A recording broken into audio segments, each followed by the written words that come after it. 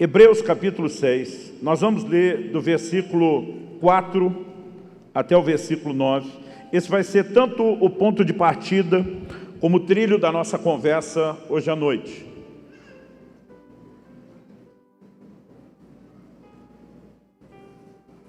Gente, eu estou falando tudo que eu posso antes, porque a gente não sabe como é que vai terminar esse negócio. Um dia desse, um pastor amigo me ligou e falou assim: Subirá, me explica uma questão, me tira uma dúvida. Ele falou assim: eu sei que você encoraja todo mundo a ler, a gente gosta da sua paixão pela leitura. Ele falou: embora nem todos nós gostamos de ler. Ele disse: mas você tem uma escola bíblica online, com recursos extraordinários, que você normalmente não divulga. Eu falei: eu até esqueço disso. Muitos dos nossos livros hoje a pessoa compra, já vem com curso de presente, como é o Graça Transformadora, né? Nós gravamos 20 aulas, mais de 10 horas de ensino. Isso cobre mais ou menos uns 65% a 70% do conteúdo do livro, porque a gente quer alcançar gente que ou leu, quer recapitular, ou que quer ouvir a aula primeiro e depois se aprofundar na leitura, ou que não quer ler e vai assistir. Então me esqueci disso. Se o assunto que nós vamos abordar hoje te inspirar, nós temos 3 módulos na nossa escola bíblica, ligados ao Espírito Santo, que podem ser assistidos separados, ou você pode adquiri-los juntos, num pacote chamado Escola do Espírito. São 20 aulas sobre vida no Espírito, 16 aulas sobre os dons do Espírito Santo e outras 16 só sobre o falar em línguas. Um total de 52 aulas só sobre o assunto. Fica tranquilo, não vou falar isso tudo aqui hoje, né? Mas eu gostaria que você me acompanhasse, que nós vamos tentar construir aqui um quebra-cabeça. Nós vamos juntando várias peças para que você entenda a importância, não apenas da pessoa, né, mas do relacionamento que eu e você precisamos ter com o Espírito Santo. Então vamos lá. Acho que já falei que estou feliz. Obrigado, Thelma e Viviane, por nos receberem. E tenho certeza que o Espírito Santo vai fazer algo especial, não só nesse lugar, na sua vida. Está sendo transmitido, não só para você que está nesse lugar, mas que nos acompanha nessa hora. A palavra de Deus é acompanhada de sinais que testificam a veracidade dela. E eu quero declarar que eu creio que pessoas serão curadas, sem que haja necessidade que a gente imponha as mãos ou toque. É Deus dizendo: eu estou aqui, sou eu que faço. Ou eu estou com você aí onde você acompanha, sou eu que faço. Eu creio que o Espírito Santo pode fazer mais do que só o assunto ligado ao que nós vamos ministrar. Em algum momento, tudo que ele precisa é de um segundo de bobeira da sua parte, quando você baixa a guarda, e ele pode fazer coisas extraordinárias. Eu quero que você, junto comigo, esteja com essa fé e expectativa. Nós estamos num ambiente onde tudo pode acontecer. Talvez você esteja precisando de um milagre de provisão que vai ser liberado nessa noite.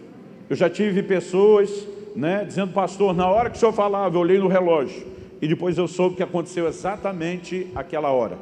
Então, embora eu não sinta a direção de Deus, pelo menos até agora, de gastar tempo orando ou ministrando, eu sinto no meu espírito que nós estamos num ambiente de intervenção divina, e eu quero que você creia nisso, em nome de Jesus. Amém? E desde já nós damos toda a glória, honra e louvor ao Senhor Jesus por aquilo que Ele fará, porque é Ele, só Ele que faz. Hebreus capítulo 6, a partir do verso 4, eu vou ler na Nova Almeida atualizada.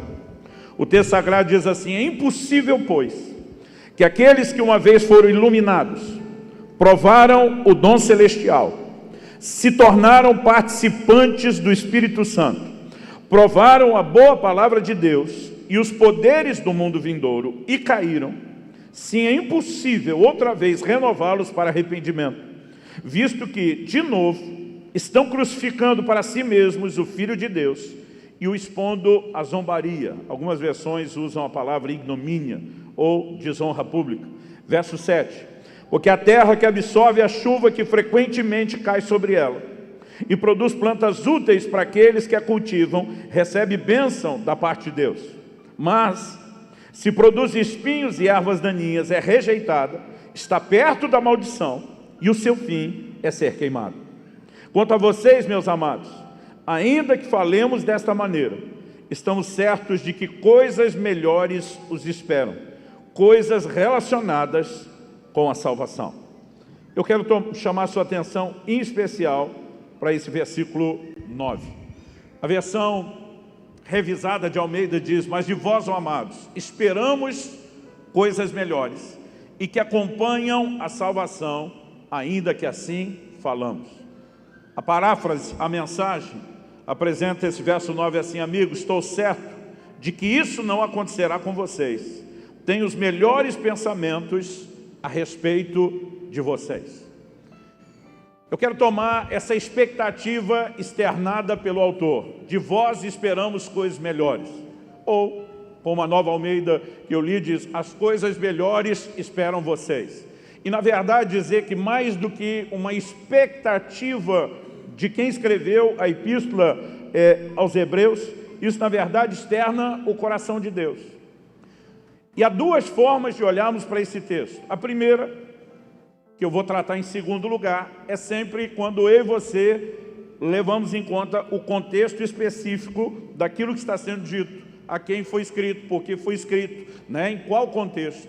Mas há sempre também aquela aplicação genérica, porque ainda que os escritores do Novo Testamento falavam um grupo específico de pessoas, Deus estava usando essas ministrações que tinham até um cunho pessoal. Então você vai ver, por exemplo, Paulo escrevendo aos Colossenses, falando de uma carta que foi enviada para os Laodicenses, mas ao mesmo tempo ele diz que eles deveriam trocar as epístolas. Ou seja, existe sempre uma aplicação específica àquele grupo, mas há uma aplicação mais abrangente. Quando nós falamos da mais abrangente, que é aquilo que serve para todo crente, em todo e qualquer lugar, nós podemos falar que Deus tem todo o direito de esperar de nós coisas melhores, porque Ele nos deu o que Ele tinha de melhor.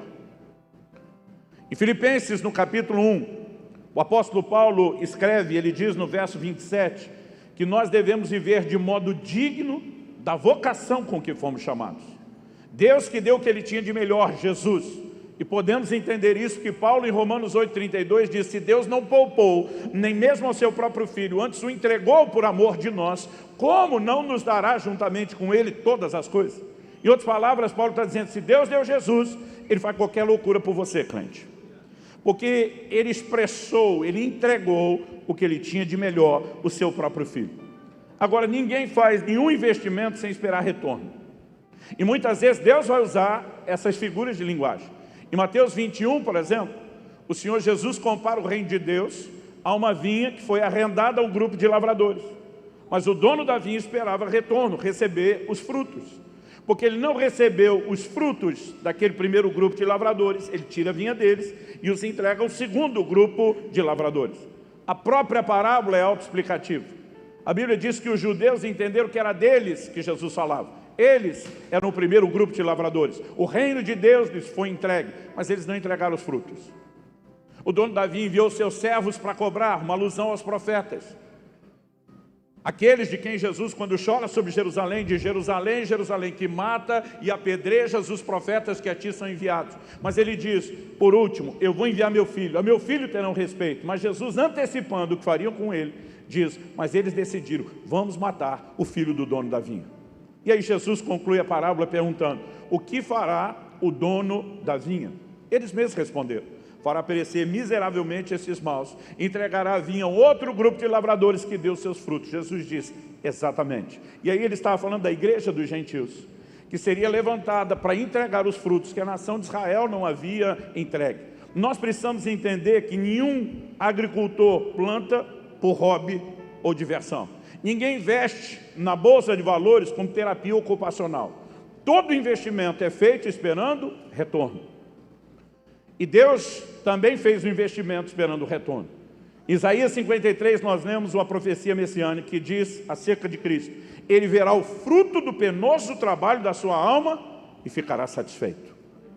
E se há algo que eu e você precisamos entender é que o evangelho que nos alcança, sem que nós tivéssemos dignidade pessoal, é graça, é favor imerecido, depois de abraçado, exige que a gente trate com dignidade aquilo que nós não éramos dignos de receber.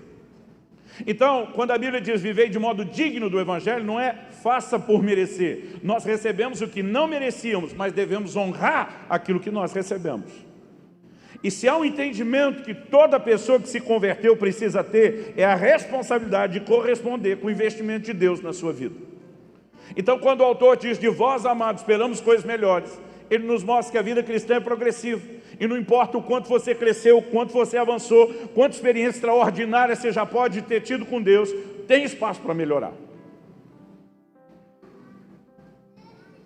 Eu lembro sempre, quando eu falo essa frase, de um pastor amigo nosso, Marcelo também foi acompanhado por ele logo no início da conversão.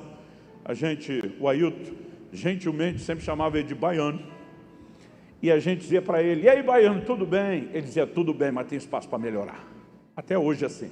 Não importa o quão boa a situação fosse, ele dizia, tem espaço para melhorar. Não importa o quanto você já cresceu, o quanto você já avançou, eu quero te encorajar. Há um Deus dizendo, de vós, amados, esperamos coisas melhores.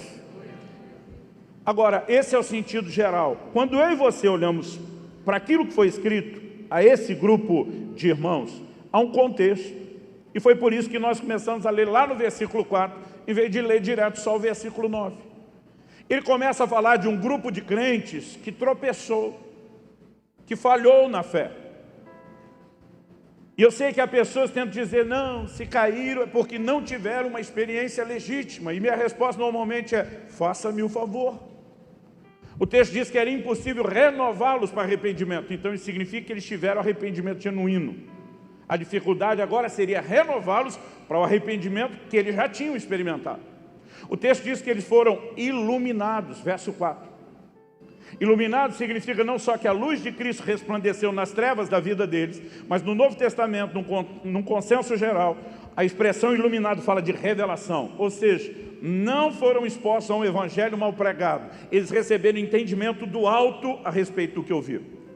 O texto não diz só que eles foram iluminados, mas diz que eles provaram o dom celestial. Para resumir, sem gastar tempo demais explicando, isso é uma referência ao novo nascimento. Aliás, a expressão traduzida em João 3, nascer de novo, no original é nascer do alto.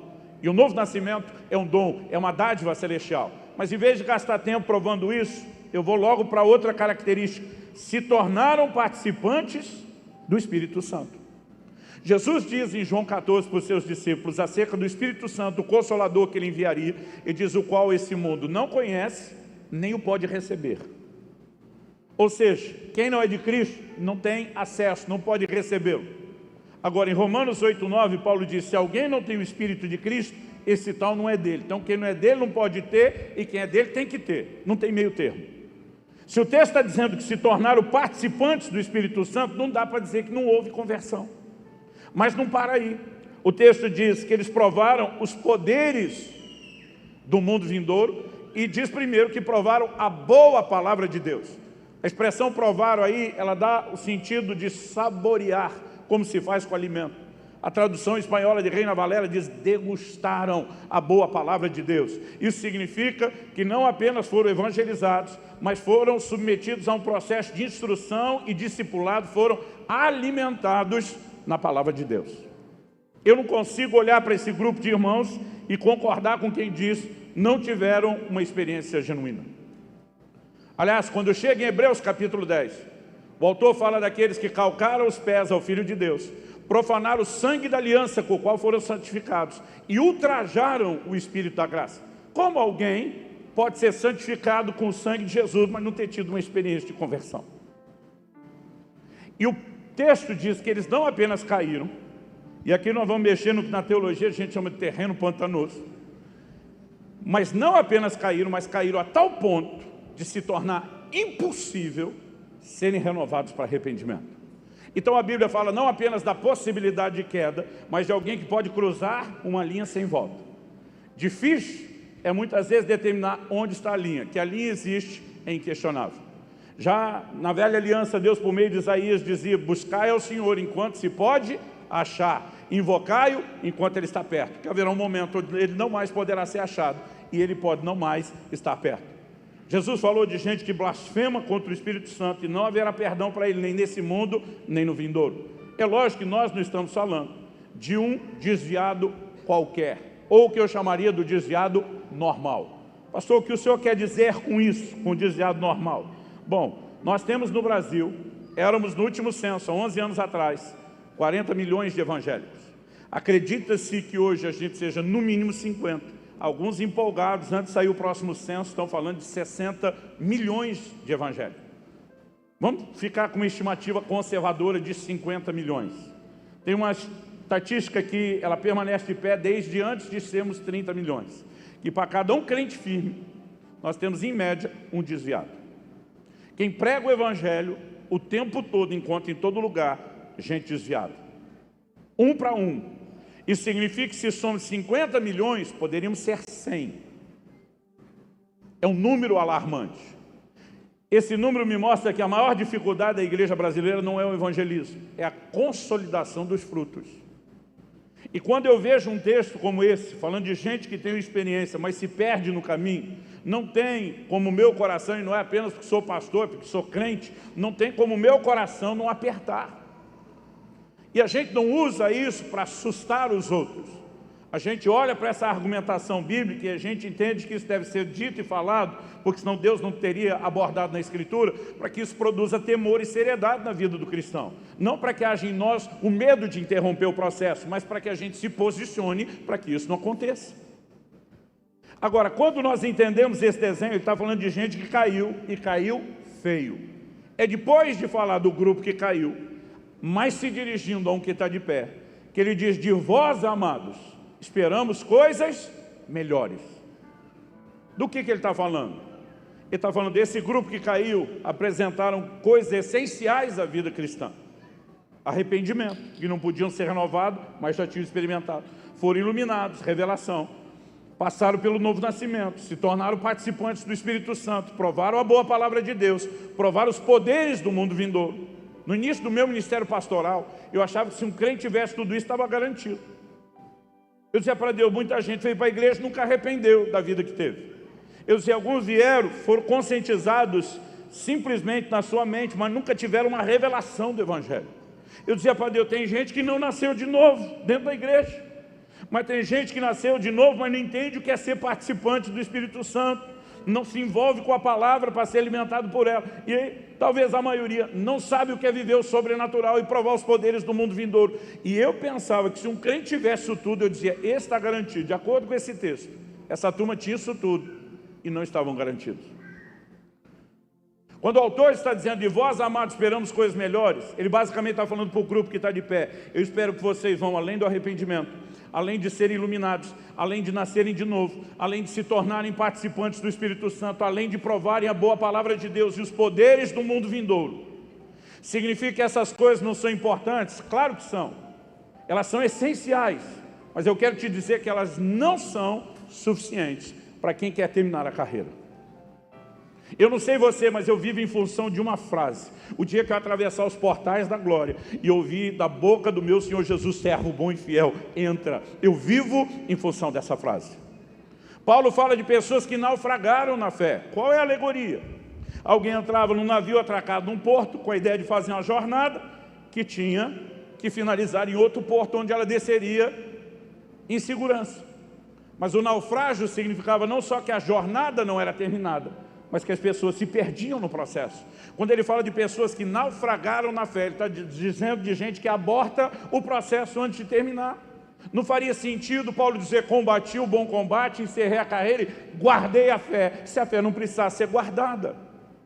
Então nós precisamos entender que mais do que apenas passar pela porta na conversão, há um caminho a ser trilhado, há um alvo a ser alcançado. Paulo dizia, esquecendo-me das coisas que para trás fico e avançando para as que estão diante de mim, eu prossigo para o alvo, para o prêmio da soberana vocação de Deus em Cristo Jesus. E eu vivo a minha vida esperando o dia de atravessar a linha de chegada, de receber o prêmio, de receber as boas-vindas. E quando eu olho esse desenho do autor dizendo, de vocês esperamos coisas melhores, algo que por muitos anos ardeu no meu coração foi dizer, Deus, o Senhor não poderia externar um desejo por coisas melhores, sem dizer exatamente o que de melhor o Senhor espera. Seria muito vago e abstrato o Senhor dizer, eu quero algo melhor, mas a gente não tem noção do que o Senhor quer. Aliás, seria injusto o Senhor criar uma expectativa que a gente não soubesse nem como atender. E durante muito tempo eu ficava me perguntando o que é que são essas coisas melhores. E o que eu demorei para perceber é que a resposta esteve sempre debaixo do meu nariz, literalmente. Os versículos 7 e 8, durante muito tempo me pareciam, falando a linguagem de informática atual, eu não sei se já aconteceu isso com você, eu trabalho muito com texto, escrevendo, e às vezes eu copio ou corto um texto para colar em outro lugar, no meio do caminho colei ele no lugar errado. Não sei o que eu fiz com ele, mas depois revisando o material, tem um negócio lá que destoa, tipo, o que está fazendo aqui? Depois eu me toco, colei no lugar errado o texto. Então a sensação que eu tinha era que alguém tinha copiado e colado o texto no lugar errado. Porque Paulo está falando dos crentes que falharam, depois ele vai falar para o grupo que está de pé, e nos versos 7 e 8, ele começa a falar de 2 tipos de terra. E eu vou ler de novo, eu quero que você me acompanhe o verso 7 e 8.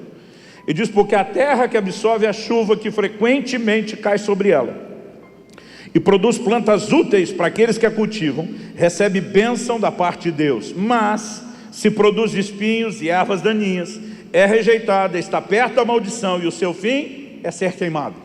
E às vezes eu pensava, viajou o autor, saiu completamente do assunto, nada a ver.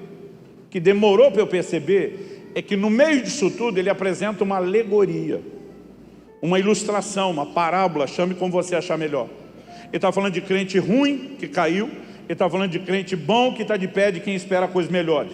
E ele entra falando de terra ruim e terra boa, terra que produz fruto e terra que não. O texto não é um acidente, o texto é uma orientação. E a pergunta a ser feita é, o que garante que a terra boa seja boa e o que leva a terra ruim a ser ruim? Então, durante muito tempo, também de forma equivocada, eu achava que eu tinha entendido que o verso 7 fala, a terra que absorve a chuva que frequentemente cai sobre ela. Eu pensava, a terra boa só é boa porque chove sobre ela. Mas se isso fosse a verdade, então a terra não era responsável de nada, porque a terra não tem o poder de fazer chover sobre si.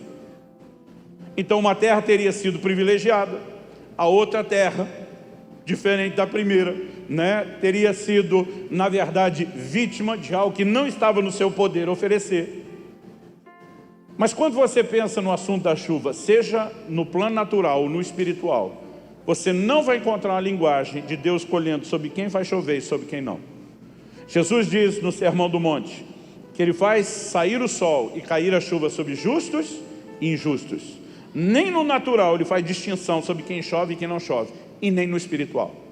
O livro de Joel depois está anunciando as chuvas temporã e serôdia, ou as primeiras e as últimas chuvas, aquelas que antecediam em muito tempo a colheita e as que as precediam já bem próximo. Ele começa a dizer em Joel 2:28, e acontecerá que nos últimos dias derramarei do meu espírito sobre toda a carne. As chuvas de Joel 22, temporã e a serôdia, prefiguram o derramar do Espírito Santo.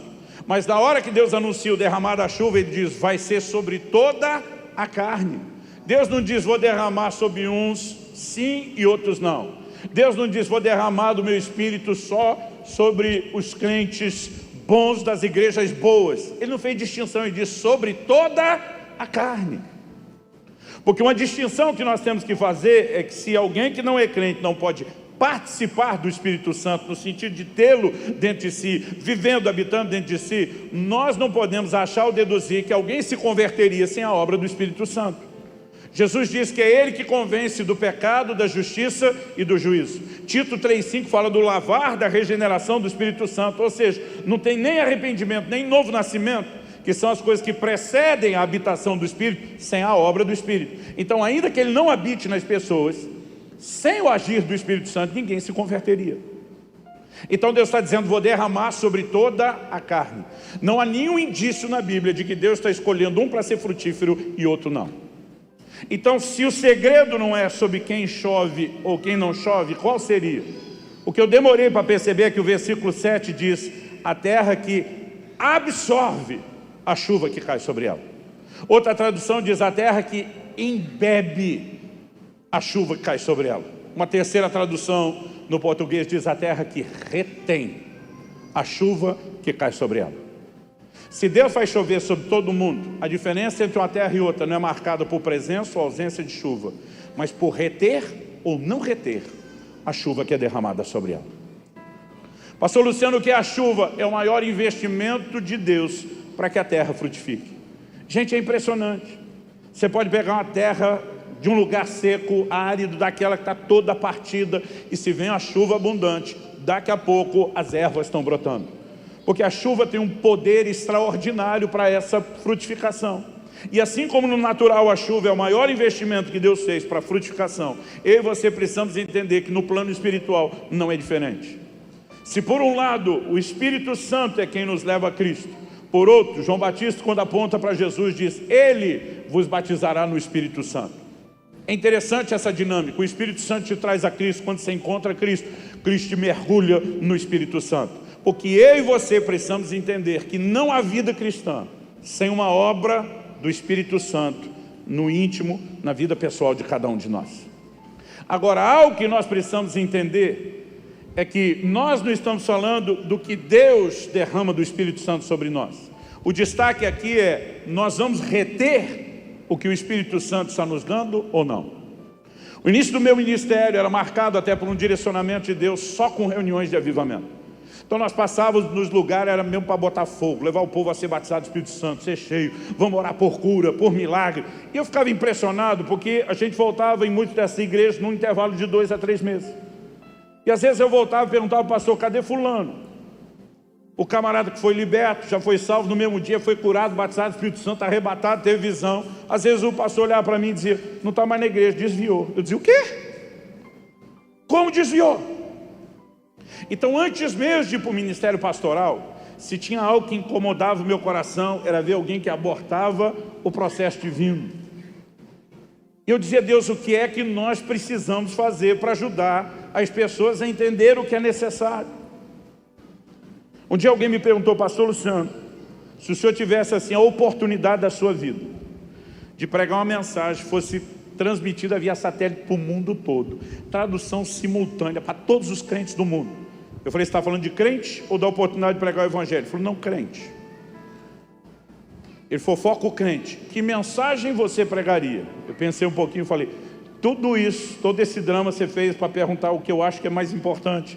Ele falou: é isso, mas queria que o senhor entrasse no clima para escolher bem.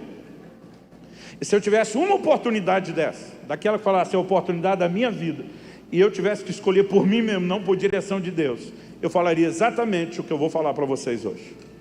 Porque eu acredito que para alguém que teve um encontro com Cristo, talvez não haja nada de tamanha importância como entender a responsabilidade que eu e você temos de corresponder com o Espírito Santo. Eu não estou falando de ter uma experiência, porque essas pessoas tiveram uma experiência, eles se tornaram participantes do Espírito Santo. Eu estou falando a respeito de relacionamento.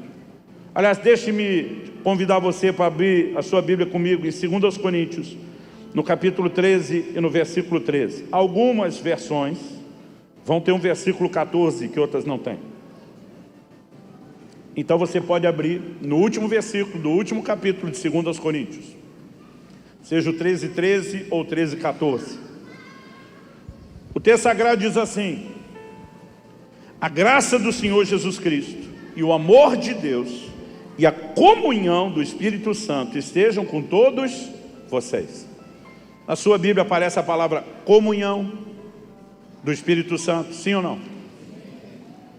O que eu acho interessante é que me parece que na prática a maioria dos crentes lê esse texto mais ou menos assim: a graça do Senhor Jesus Cristo. Aí o crente para e diz: forte, isso é forte.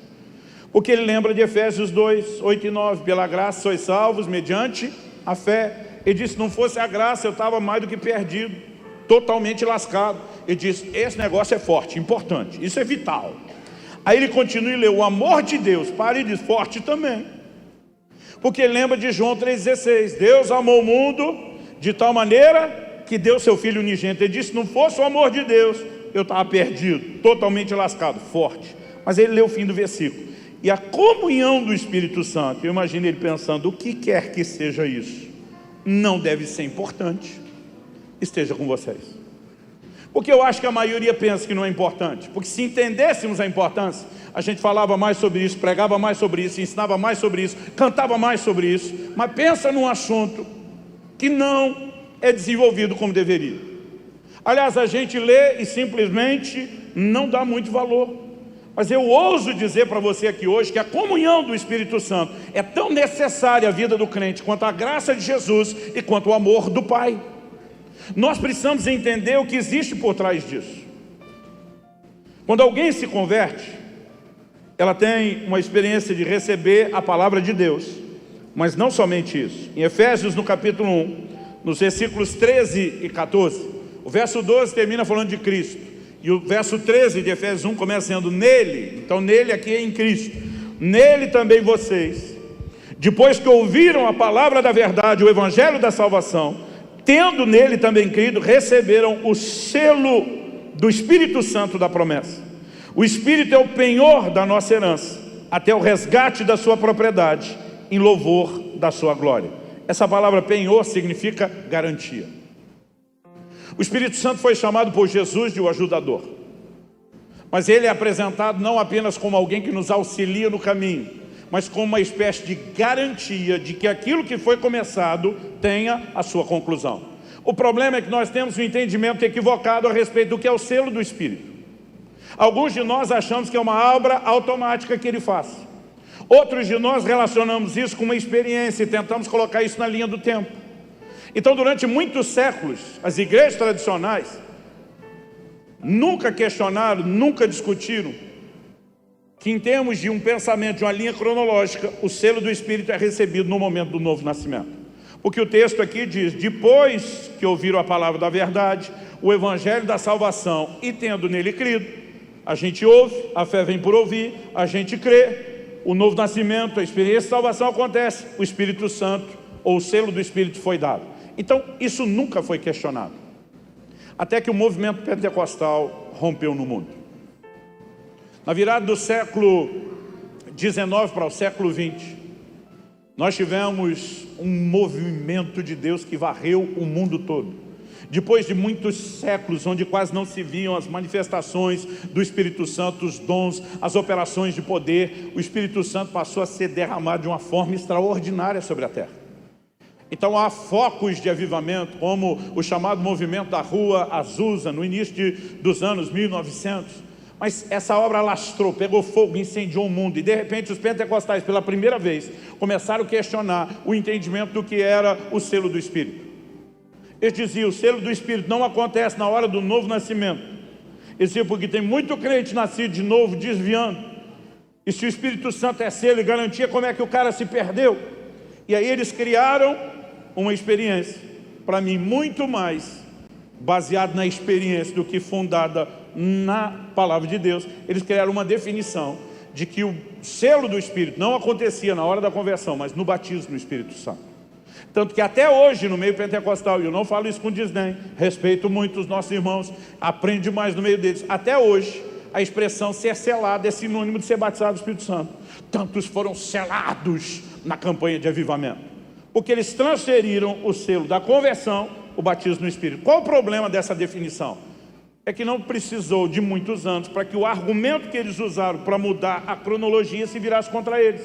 Antes a gente tinha crente nascido de novo desviando, agora a gente tinha crente nascido de novo, batizado no Espírito Santo desviando.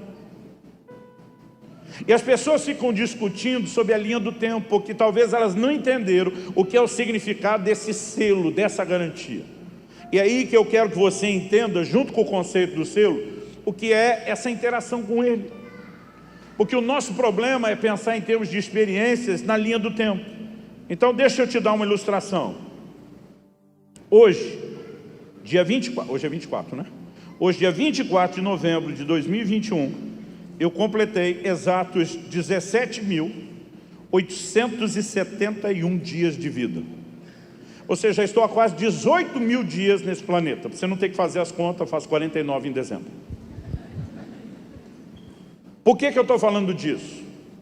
Porque quando eu completei uns 15 mil dias de vida, anos atrás, eu fiz uma conta generosa. Eu fiquei me imaginando, então, se eu tivesse comido em média 1 quilo de comida por dia. E quando criança não comia isso, mas teve uma época que eu comia 1 quilo numa refeição. Então a média é generosa. Eu fiquei pensando: meu Deus, já comi 15 toneladas de comida. Na boa, na época dos 15 eu já acho que era mais de 20. Mas tentando a média generosa que serviria para vocês, eu fiquei imaginando 15 toneladas de comida. Eu ficava pensando, eu sou um monstro consumidor de alimento. Eu fiquei imaginando quanto espaço a gente precisaria para estocar 15 toneladas. Eu ficava pensando, eu comi isso tudo esse tempo todo. Pastor, onde o senhor quer chegar com isso? Se eu deduzisse que eu tinha comido muita comida e parasse de comer, eu estaria aqui hoje ministrando para você? Não. Por que não? Porque não importa o quanto eu comi até hoje. Se eu parar de comer, eu morro. Pastor, onde o senhor quer chegar com isso? As pessoas precisam parar de pensar em termos de experiências na linha do tempo. Não importa quanta experiência você já teve com o Espírito Santo. Se você parar de relacionar com Ele, você morre. O selo não é uma experiência na linha do tempo. Não é a experiência da conversão. Não é a experiência do batismo no Espírito Santo. Não é a experiência da visitação. O selo está atrelado a relacionamento. Em Efésios 4:30, Paulo diz, e não entristeçais o Espírito Santo de Deus, com o qual fostes selados para o dia da redenção. O selo não é meramente a pessoa ou uma experiência, é como você interage com o Espírito Santo que você recebeu a partir da conversão. E sabe por que nós não entendemos o que é a dinâmica de relacionamento e temos tentado viver só de experiência, e isso sem contar aqueles que nem experiência estão buscando? Nós temos tido números como esses que temos na igreja brasileira. Quando nós entendemos que o escritor está dizendo de vocês, amados, esperamos coisas melhores, mais do que aqueles que só se arrependeram, foram iluminados, nasceram de novo, se tornaram participantes do Espírito Santo, ou seja, ele vivia neles, provaram a boa palavra de Deus, os poderes do mundo vindouro. Ele está dizendo de vocês, esperamos coisas melhores. Ele está sinalizando que o que há de melhor não desfez daquelas coisas, porque elas são vitais. Sem elas não tem vida cristã, mas ele está dizendo, elas são importantíssimas, mas não são suficientes. Se eu e você não aprendemos a reter a água da chuva, mesmo depois de participar do Espírito Santo, experiência como eles tiveram, nós podemos colocar tudo a perder. Uma das maiores chaves da vida cristã diz respeito ao relacionamento com o Espírito Santo. O que você chamamos hoje de cristianismo era chamado no livro de Atos de O Caminho. Você lê o livro de Atos, você vai ver várias vezes que a forma como se referiam à nossa fé era o caminho. Até quem está do lado de fora falando mal, falava da seita intitulada o caminho, porque era assim que os irmãos chamavam. E eu não estou falando isso para tentar mudar, ó, não pode mais falar cristianismo, tem que voltar a falar caminho. Não, eu quero que você entenda que eles entenderam algo que talvez eu e você não entendemos. O profeta Isaías, falando da parte de Deus, diz no capítulo 30 e no verso 21, que haveria uma voz atrás de nós, dizendo, esse é o caminho, ande nele, não desvie para a direita, não desvie para a esquerda. Isaías 35:8 diz, então haverá um caminho santo, ele não será para o ímpio, será para o povo de Deus. Ele diz, e nem o louco errará o caminho. Todas essas profecias sinalizavam o que eles, os crentes, entenderam e chamaram de o caminho. Ou seja, o que Deus proveu para mim e para você não foi apenas um caminho. Ele nos proveu também uma liderança enquanto trilhássemos o caminho. Ele diz, eu prometo um caminho, mas eu prometo também que enquanto você andar nele, haverá uma voz para te guiar, haverá orientação, você não estará sozinho. Romanos 8,14 diz que os que são dirigidos, guiados pelo Espírito de Deus, estes são filhos de Deus.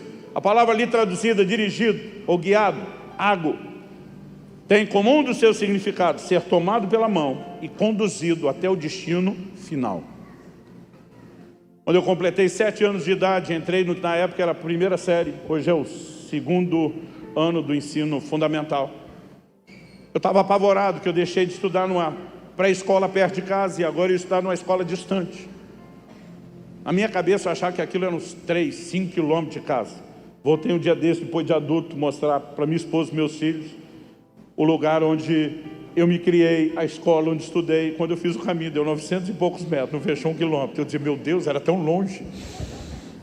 Acho que era por passo de criança. E no dia a dia, a primeira vez para a escola, eu estava apavorado de sair de casa, para um caminho que eu não conhecia, para um lugar distante. E meu pai, vendo o meu desespero, ele disse, eu te levo hoje. Ele me pegou pela mão dentro de casa. Ele foi todos os 900 metros, que parecia 5 quilômetros, segurando a minha mão. Ele não só chegou na escola, ele entrou na escola. Ele não me largou lá no pátio. Ele achou qual era a sala onde eu estava matriculado. Ele me colocou na fila. E ele me diz, depois de cantar o hino. A nova geração nem sabe o que é isso. Um dia desse alguém me perguntou que hino. Eu falei, o hino do Corinthians. Eu sou da época que nós cantávamos o hino nacional, que tinha patriotismo. Eu falei, depois de cantar o hino, segue essa fila, que vai seguir aquela professora e entra por aquela sala. Ser guiado pela mão até o destino final. Quando eu leio a Bíblia dizendo sobre sermos guiados pelo Espírito Santo, imagina ele pegando na minha sua mão no dia da conversão e dizendo, vem comigo, nós vamos junto todo o caminho, do início ao fim, eu não vou largar você. O que parte da responsabilidade dele é nos guiar no processo. Quem está entendendo, diga amém. Gente, quando nós começamos a perceber essas verdades, algo precisa mudar na nossa mentalidade do reino. Vamos olhar para a forma como o evangelho era pregado no início. O que eles priorizavam? Atos capítulo 2, dia de Pentecostes. O apóstolo Pedro se levanta a pregar e ele termina dizendo, arrependei-vos e cada um de vós seja batizado em nome do Senhor Jesus Cristo para a remissão dos pecados. Ele parou aí? Não. Ele diz, e recebereis o dom do Espírito Santo. Porque para vós é a promessa, para vossos filhos, para todos quantos estão longe, e o nosso Senhor ainda vai chamar. Ele está dizendo, todo mundo tem que arrepender, tem que crer, tem que ser batizado, mas precisa do Espírito Santo. Eles não deixavam para tratar isso depois que o cara tinha 3 anos de crente. Agora deixa eu contar uma coisa que você não sabia. De cara na pregação do Evangelho já se falava do Espírito Santo. Atos capítulo 8. O Evangelho chega em Samaria através do ministério de Filipe. As pessoas estão se convertendo, sinais e milagres estão sendo operados. Uma multidão está sendo batizada. A Bíblia diz que Jerusalém ouviu que Samaria tinha recebido a palavra de Deus. Prioridade 0. Os apóstolos se reúnem, mandam para lá nada mais, nada menos do que Pedro e João. Um dia eu falei isso, alguém pensou em voz alta, só diretoria. Paulo, escrevendo aos Gálatas, põe Pedro, João e Tiago como as colunas da igreja, os ministérios mais importantes. Os caras mandaram para lá Pedro e João. E a Bíblia diz por quê? Atos 8,16 diz, porque sobre nenhum deles havia ainda descido o Espírito Santo, somente haviam sido batizados em nome do Senhor Jesus, batismo nas águas. Os apóstolos chegam lá a impor as mãos para que eles recebam o Espírito Santo. Qual era a prioridade 0 para qualquer novo convertido? Ser introduzido numa experiência com o Espírito Santo. Atos capítulo 9, o apóstolo Paulo se converte e ninguém vai questionar a conversão desse homem. O próprio Jesus apareceu para ele e ganhou o cara. A Bíblia diz que ele fica 3 dias depois da visão, trancado num quarto, sem comer nem beber, orando. Quanto novo convertido você conhece que depois de entregar a vida a Cristo, ficou 3 dias em jejum, sem comer nem beber, trancado num quarto orando? O impacto da conversão está lá e é inegável. Mas enquanto Paulo está no retiro pessoal dele, sozinho com Jesus, o próprio Jesus aparece para um discípulo chamado Ananias, diz Ananias. A tradução da Bíblia, na linguagem de hoje, do pastor Luciano Subirá, a minha própria versão mineira, diz que Jesus fala assim para ele, preciso de você. Aí o Ananias diz, é nós. Eis-me aqui, Senhor. Ele diz, eu quero que você vá à casa de fulano de tal, na rua tal, e procure por um tal de Saulo, apelidado de Tarso. Quando Jesus fala isso, o Ananias interrompe ele e diz, não é flor que se cheire. Imagine se fosse hoje, Jesus querendo falar em linguagem contemporânea, para você fazer claro, teria dito, sabe de nada, inocente. Jesus diz, eu já apareci para o cara, eu já ganhei o cara. Ele não joga mais contra nós, ele está no nosso time. Está escalado na nossa seleção, Ananias.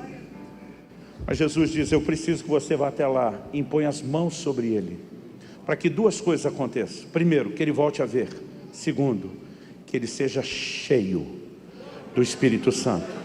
Preste atenção, o próprio Jesus, o cabeça da igreja, está dizendo, é o cara que eu ganhei, um nível de conversão estrondosa que ninguém discute, mas mesmo ele precisa urgente ser cheio do Espírito Santo, porque o próximo passo depois da conversão envolve uma experiência profunda com a pessoa do Espírito Santo.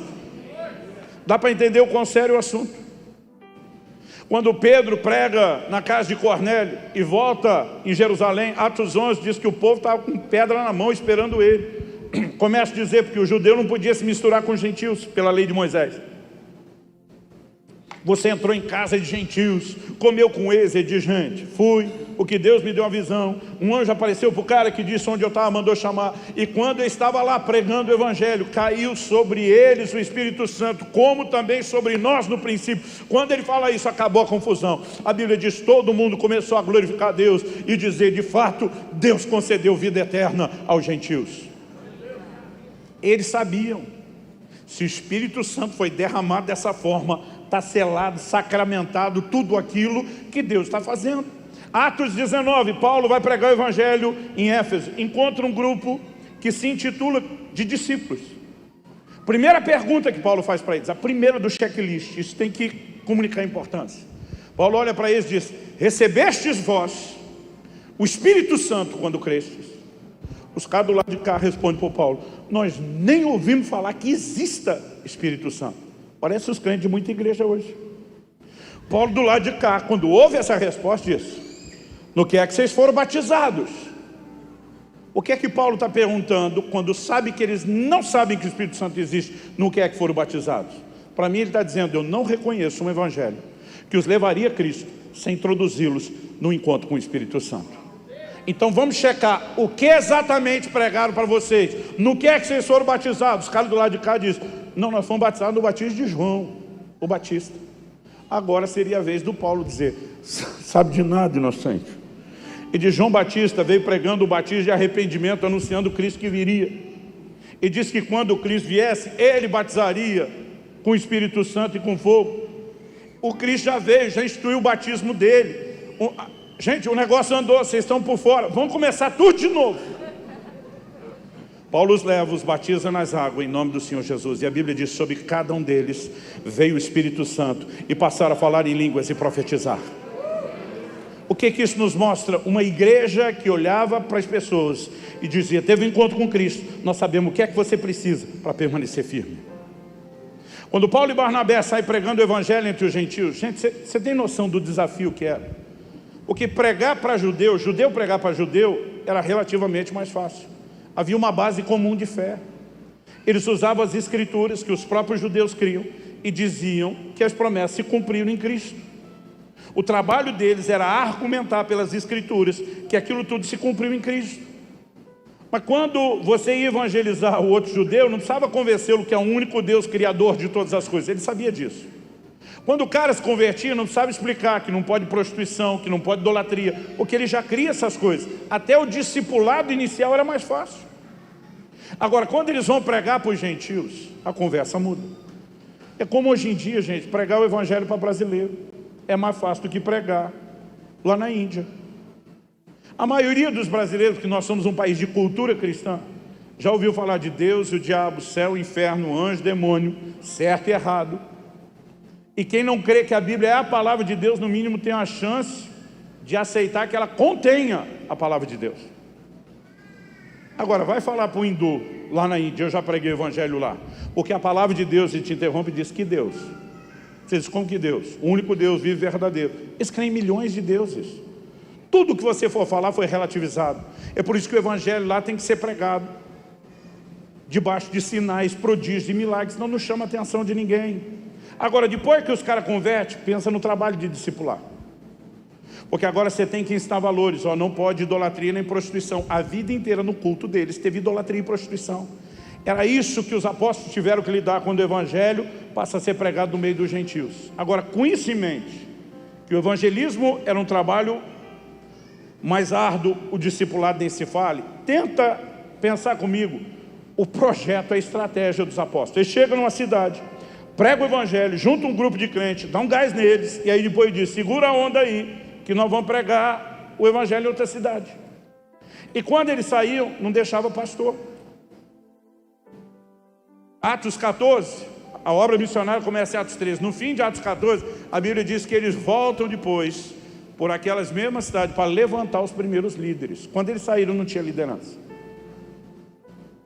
Quando eles saem e deixam aquele grupo de novos convertidos, eles não têm Bíblia. Porque o Novo Testamento não tinha sido escrito ainda, e o Velho, só o judeu que tinha acesso na sinagoga, eles não tinham. Quando eles saem, não tem o que nós chamamos de igreja. A igreja não é o prédio onde reunimos, somos nós. Mas, gente, ter um lugar, um quartel-general desse, ajuda e muito. sem contar que contribui para a identidade e para uma série de coisas. Mas eles não tinham isso. Aí eu fico pensando, você prega o evangelho para uns caras que vão dar um trabalho enorme, fica apenas um pouco de tempo, dá um gás, sai e deixa sem pastor, sem Bíblia e sem prédio. Hoje em dia nós damos tudo isso e o povo ainda desvia. Eu digo, como é que eles tinham coragem de deixar aquele povo sem essas coisas? Agora, eles não eram irresponsáveis. Eles costumavam oferecer algo que nós temos negligenciado. É por isso que havia essa prioridade em introduzi-los numa experiência com o Espírito Santo. Porque eles diziam, olha, o caminho que nós apresentamos é esse, mas enquanto você andar no caminho, haverá uma voz atrás de você, dizendo, esse é o caminho, ande nele. 1 de João 2, 20 e 27, vamos misturar os dois versículos. João diz, vós tendes a unção do santo e tendes conhecimento. Depois ele diz, e não tendes necessidade de que ninguém vos ensine coisa alguma, porque a unção do santo que está em vós é verdadeira, ela vos ensina todas as coisas. Ele não estava desprezando o ministério de ensino na igreja, mas ele está dizendo o seguinte, mesmo quando nós pregamos o evangelho e não estamos perto, você precisa descobrir que há uma liderança providenciada para você na pessoa do Espírito Santo. Então o que as pessoas talvez mais precisam entender, que o Espírito Santo não é acessório para a vida cristã. A comunhão, o relacionamento com Ele é algo que nós precisamos colocar no patamar daquilo que de mais essencial existe, para que aquilo que Deus começou em nós não seja abortado, mas continue. A garantia, o selo, depende do relacionamento. Então vou dizer de novo, não importa quanta experiência alguém já teve com o Espírito Santo, se parar de relacionar com Ele, morre. Assim como não importa quanta comida você comeu até hoje, se você parar de comer, você morre. Mas quando eu falo da liderança do Espírito Santo, eu sei que isso para alguns soa uma coisa mística demais, muito distante. Eu particularmente, quando comecei a me aproximar, depois fui batizado no Espírito Santo, eu vi um pregador dizendo, quer ser águia, ande com as águias, quer ser uma galinha, fique com elas. Eu comecei a mirar as águias. Quem são os caras que estão voando alto? Quem está tendo experiência com Deus? Eu falei, eu tenho que aproximar. Mas quando eu comecei a aproximar desses caras e ouvi os testemunhos deles, a gente pensa num negócio que me desanimava. Porque eu dizia, isso nunca vai acontecer comigo. Porque para mim o negócio era tão espetacular, tão extraordinário, que eu tinha um misto de alegria com tristeza. Alegria por eles, tristeza por mim. Porque eu dizia, isso não vai acontecer conosco, os meros mortais. Porque muitas vezes quando alguém dá o testemunho falando do resultado final, ele nem sempre conta a simplicidade do processo. Algo que eu descobri sobre vida no Espírito é que o resultado pode ser extraordinário, mas o processo é simples. E se nós entendêssemos a simplicidade do que é ser liderado pelo Espírito Santo, talvez seria bem mais fácil interagir, corresponder com Ele no dia a dia. Então me permita não só dizer para você que nós precisamos da comunhão com o Espírito Santo, mas me permita apresentar para você uma visão bíblica importantíssima, que diz respeito à interação que eu e você precisamos ter com Ele. Em Ezequiel 47, o profeta nos apresenta uma visão do rio de Deus, que para mim é uma figura da obra do Espírito Santo. No livro de Ezequiel, o rio procede do santuário. No livro do Apocalipse, ele sai do trono de Deus, ou seja, ele emana do próprio Deus. Ele faz coisas que só Deus pode fazer. Ezequiel diz, por onde esse rio passa, tudo volta a viver. Ele fala que até no Mar Morto, eu costumo dizer que o Mar Morto não é só morto, é morto e matador. Gente, é o lugar mais baixo da terra, é mais de 400 metros abaixo do nível do mar. A água que vai para lá não flui para lugar nenhum. O que acontece? Ela evapora e o que ficam são os sais. Pelo menos 1/3 daquela água, 1/3 são sais. Para quem já foi lá, eu já estive algumas vezes, você consegue tirar uma foto assim, quase sentado lendo um jornal, porque você não afunda por causa da densidade do sal. Os guias normalmente avisam os grupos turistas antes, olha, vocês mulheres que resolveram se depilar em até 2 ou 3 dias, vai arder as pernas, porque vocês vão entrar numa salmoura. Aí eles avisam assim, mas você que tem algum problema aí de micose e coisa do gênero entre os dedos, há grande possibilidade de sair daqui curado. Porque o sal, ele mata, quase não tem formas de bactérias que permanecem vivas ali dentro. Aí você vai lembrar, porque quando criança, vovó mandava você fazer uma salmoura para a garganta. A Bíblia diz que onde esse rio passa, até no Mar Morto, tudo volta a viver. E haveria enxames de peixes, de cardumes de peixes. Ou seja, isso não é humanamente possível, naturalmente possível. É obra de Deus. Então o rio procede de Deus, faz coisas que só Deus pode fazer. Aí Ezequiel conta que ele está enxergando aquele rio. E um anjo do lado dele diz, vem comigo. E a Bíblia diz que eles mediram 1000 côvados. O côvado tem aproximadamente meio metro, é mais ou menos 500 metros. Depois de andar 500 metros, a Bíblia diz, a água estava no tornozelo. Aí o anjo disse para o profeta, vem comigo. Andaram mais 1000 côvados. Agora um total de 1 quilômetro, água no joelho.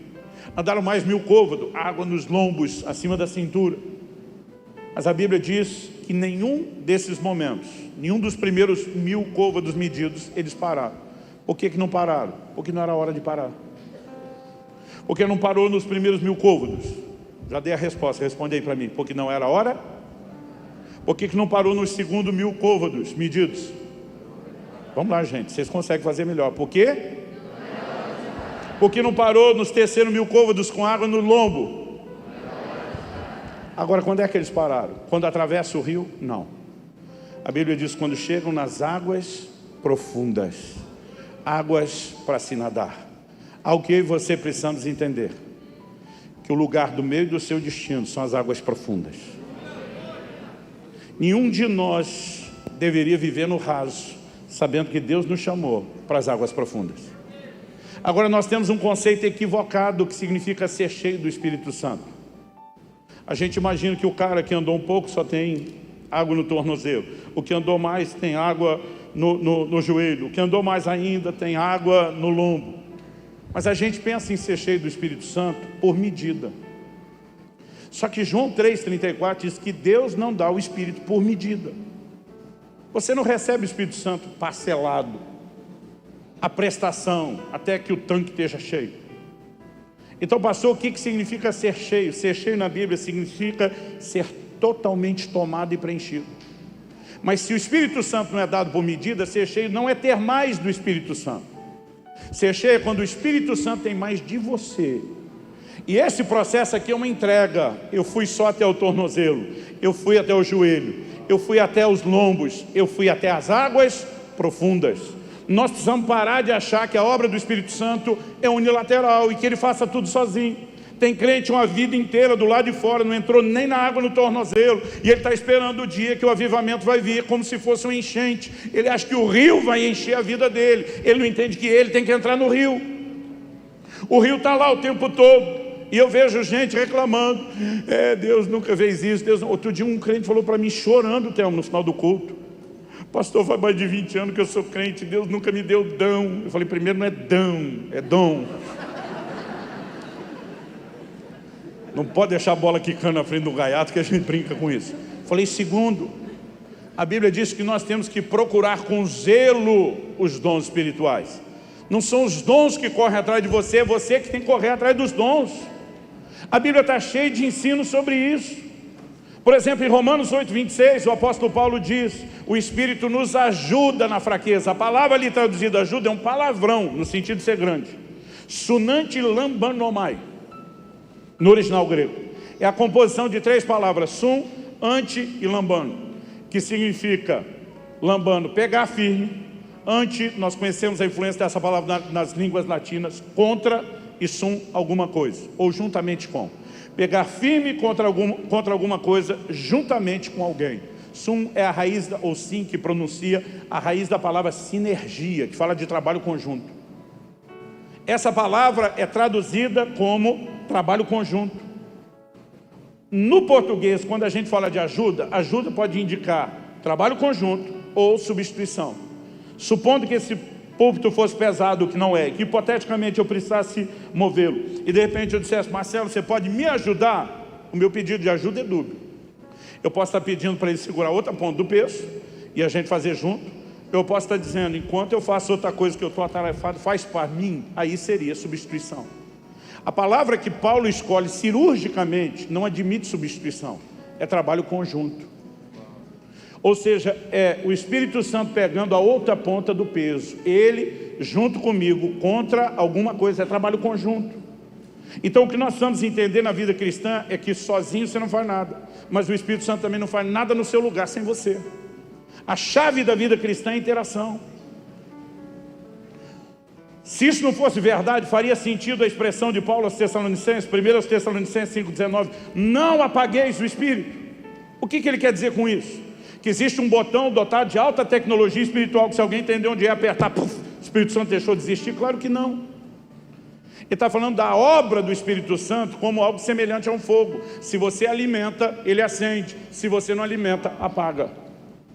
Ou seja, a chave da vida cristã é a interação. O Espírito Santo é o ajudador, é tudo que eu e você precisamos, mas ele não faz sozinho. E se nós não entendemos o que é interagir com ele, nós não vamos longe.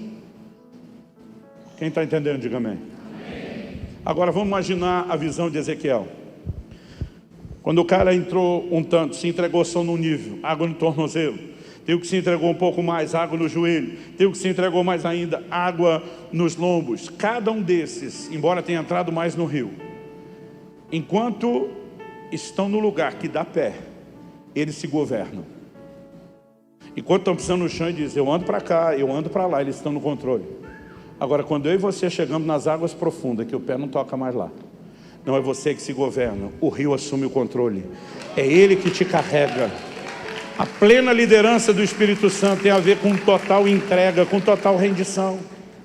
Mas vamos parar de falar em termos mais objetivos, generalizados, e falar em termos mais práticos, concretos e pessoais. Pastor, como se dá a liderança do Espírito Santo?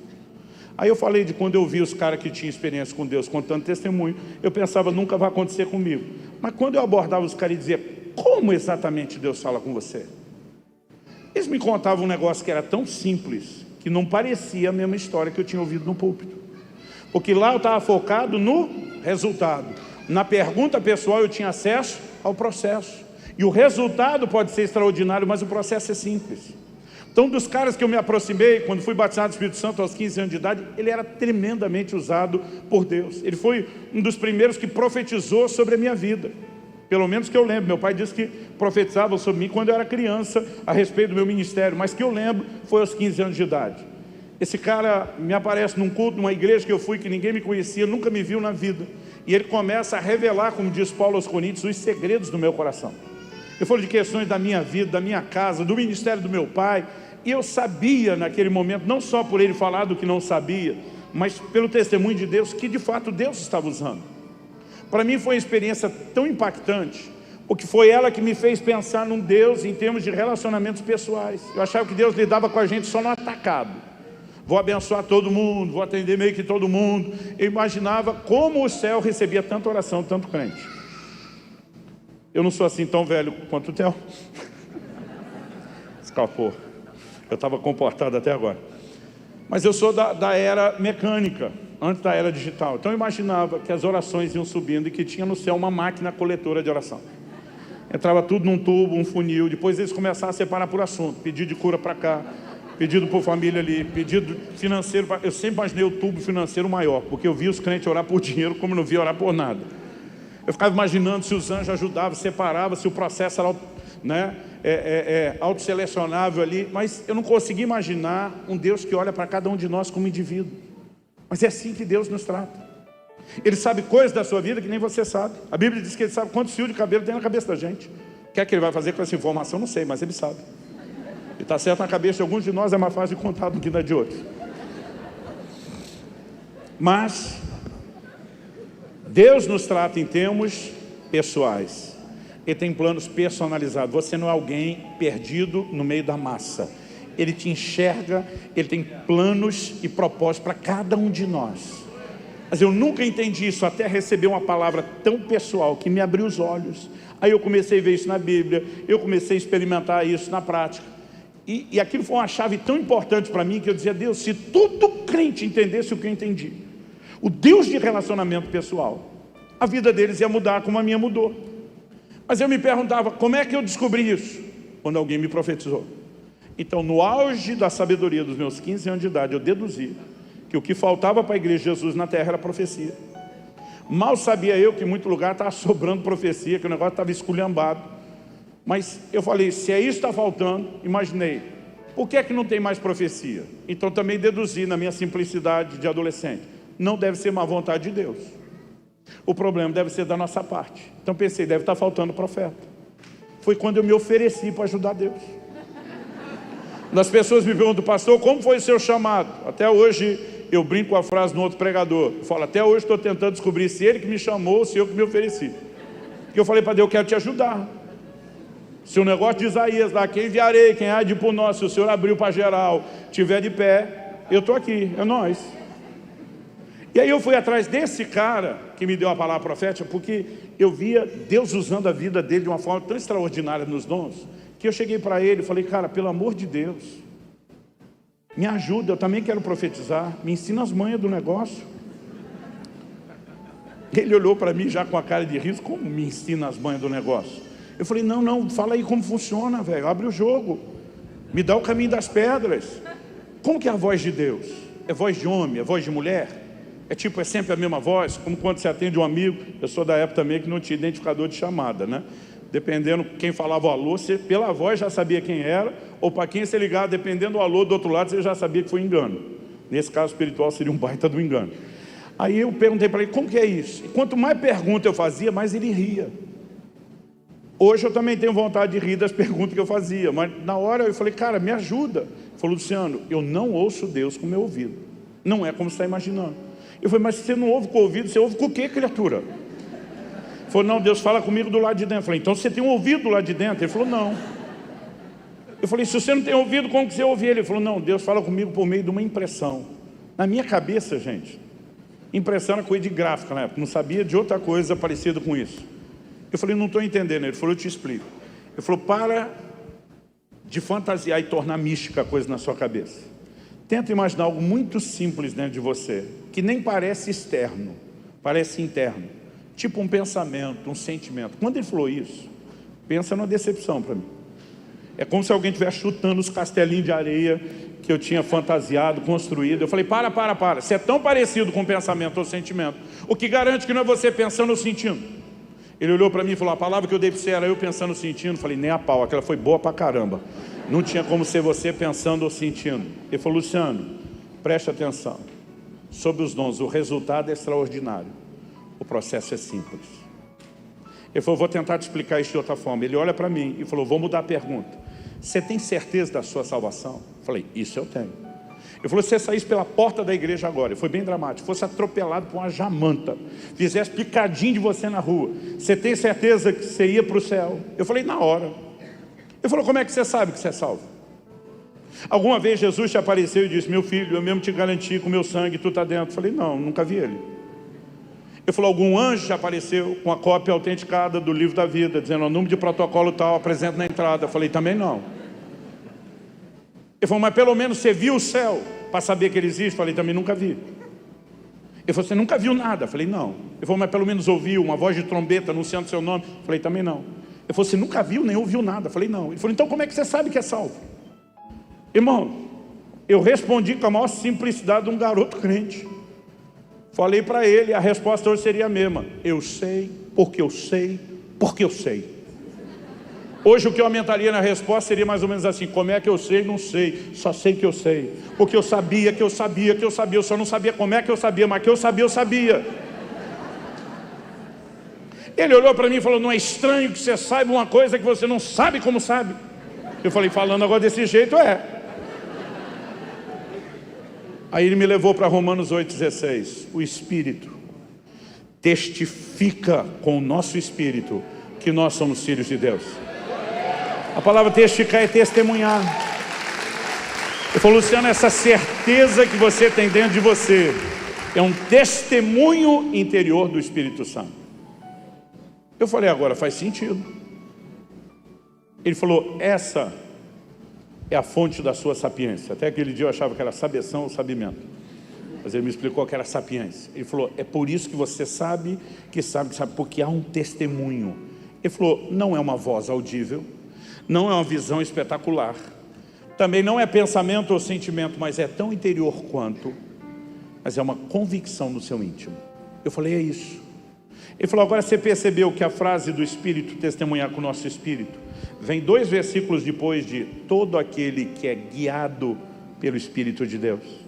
Ele falou assim, num assunto tão importante como esse, Deus decidiu falar não por uma visão espetacular, nem uma voz audível, mas um testemunho interior. O que te leva a acreditar que na caminhada cristã, Ele não possa usar o mesmo método para falar com você. E de repente parece que minha mente abriu. Eu falei, você está dizendo que eu posso ser guiado por convicções, sem nada muito espetacular. E diz exatamente isso. Quando Paulo diz, seja a paz de Deus o árbitro, o juiz em vossos corações. Ele falou, tem hora que eu tomo decisões por ter paz. Tem hora que eu não tomo, ou não vou em determinada direção por não ter paz. E dizem, nem sempre tem a ver com a minha mente fazendo escolhas, mas com a capacidade de perceber o testemunho do Espírito Santo. Então ele falou, a partir de hoje, você quer ser um instrumento de Deus, para de mistificar e preste atenção no testemunho interior. E de suas primeiras experiências profetizando, vai ser quando você olhar para alguém e ter um impulso de que Deus quer falar algo. Ele falou, no início é tão genérico, que se você não entender, a simplicidade você descarta. E eu defino isso que ele me ensinou, eu chamo até hoje, quando ensino sobre os dons, eu chamo isso de suspeita profética.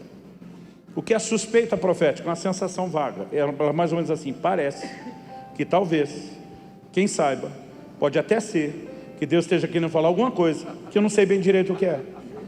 Os pentecostais resumiram essa coisa complicada numa frase: tem mistério. O que é o tem mistério? Parece que vai dar alguma coisa que eu não sei o que é. E esse cara me disse, ouça o seu coração, fique atento. Um dia nós estávamos numa reunião lá do nosso grupo, eu bato os olhos no cara que entrou, e a hora que eu olhei para ele, me deu a suspeita profética, parece que talvez, quem saiba, pode ser, que Deus esteja querendo falar alguma coisa que eu não sei o que é. E eu comecei a orar, e de repente me veio uma convicção, de que ele estava enfrentando um determinado problema. Eu não vi uma voz, eu não tive uma visão. E eu fui para lá, e perguntei para ele, por acaso já aconteceu isso? Ele, sim, meio tímido. E isso, sim, ele vai ficando mais assustado. E isso também, por causa disso. Como é que você sabe? A hora que ele perguntou, como é que você sabe? Eu, Deus me disse. Agora se eu pergunto, aconteceu isso? Ele, não, isso não. Por quê? Curiosidade. Acredite ou não, essa foi a maneira que eu fui treinado.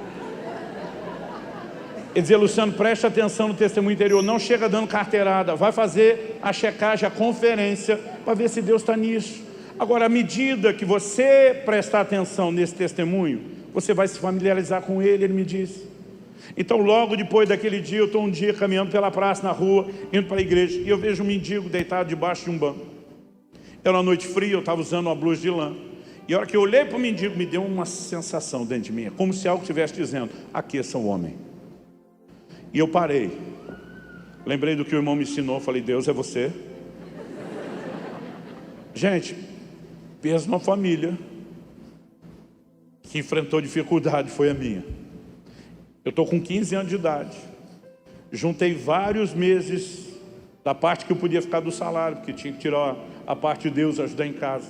Vários meses juntando aquilo, eu tinha conseguido dar uma entrada na blusa de lã e parcelar do resto.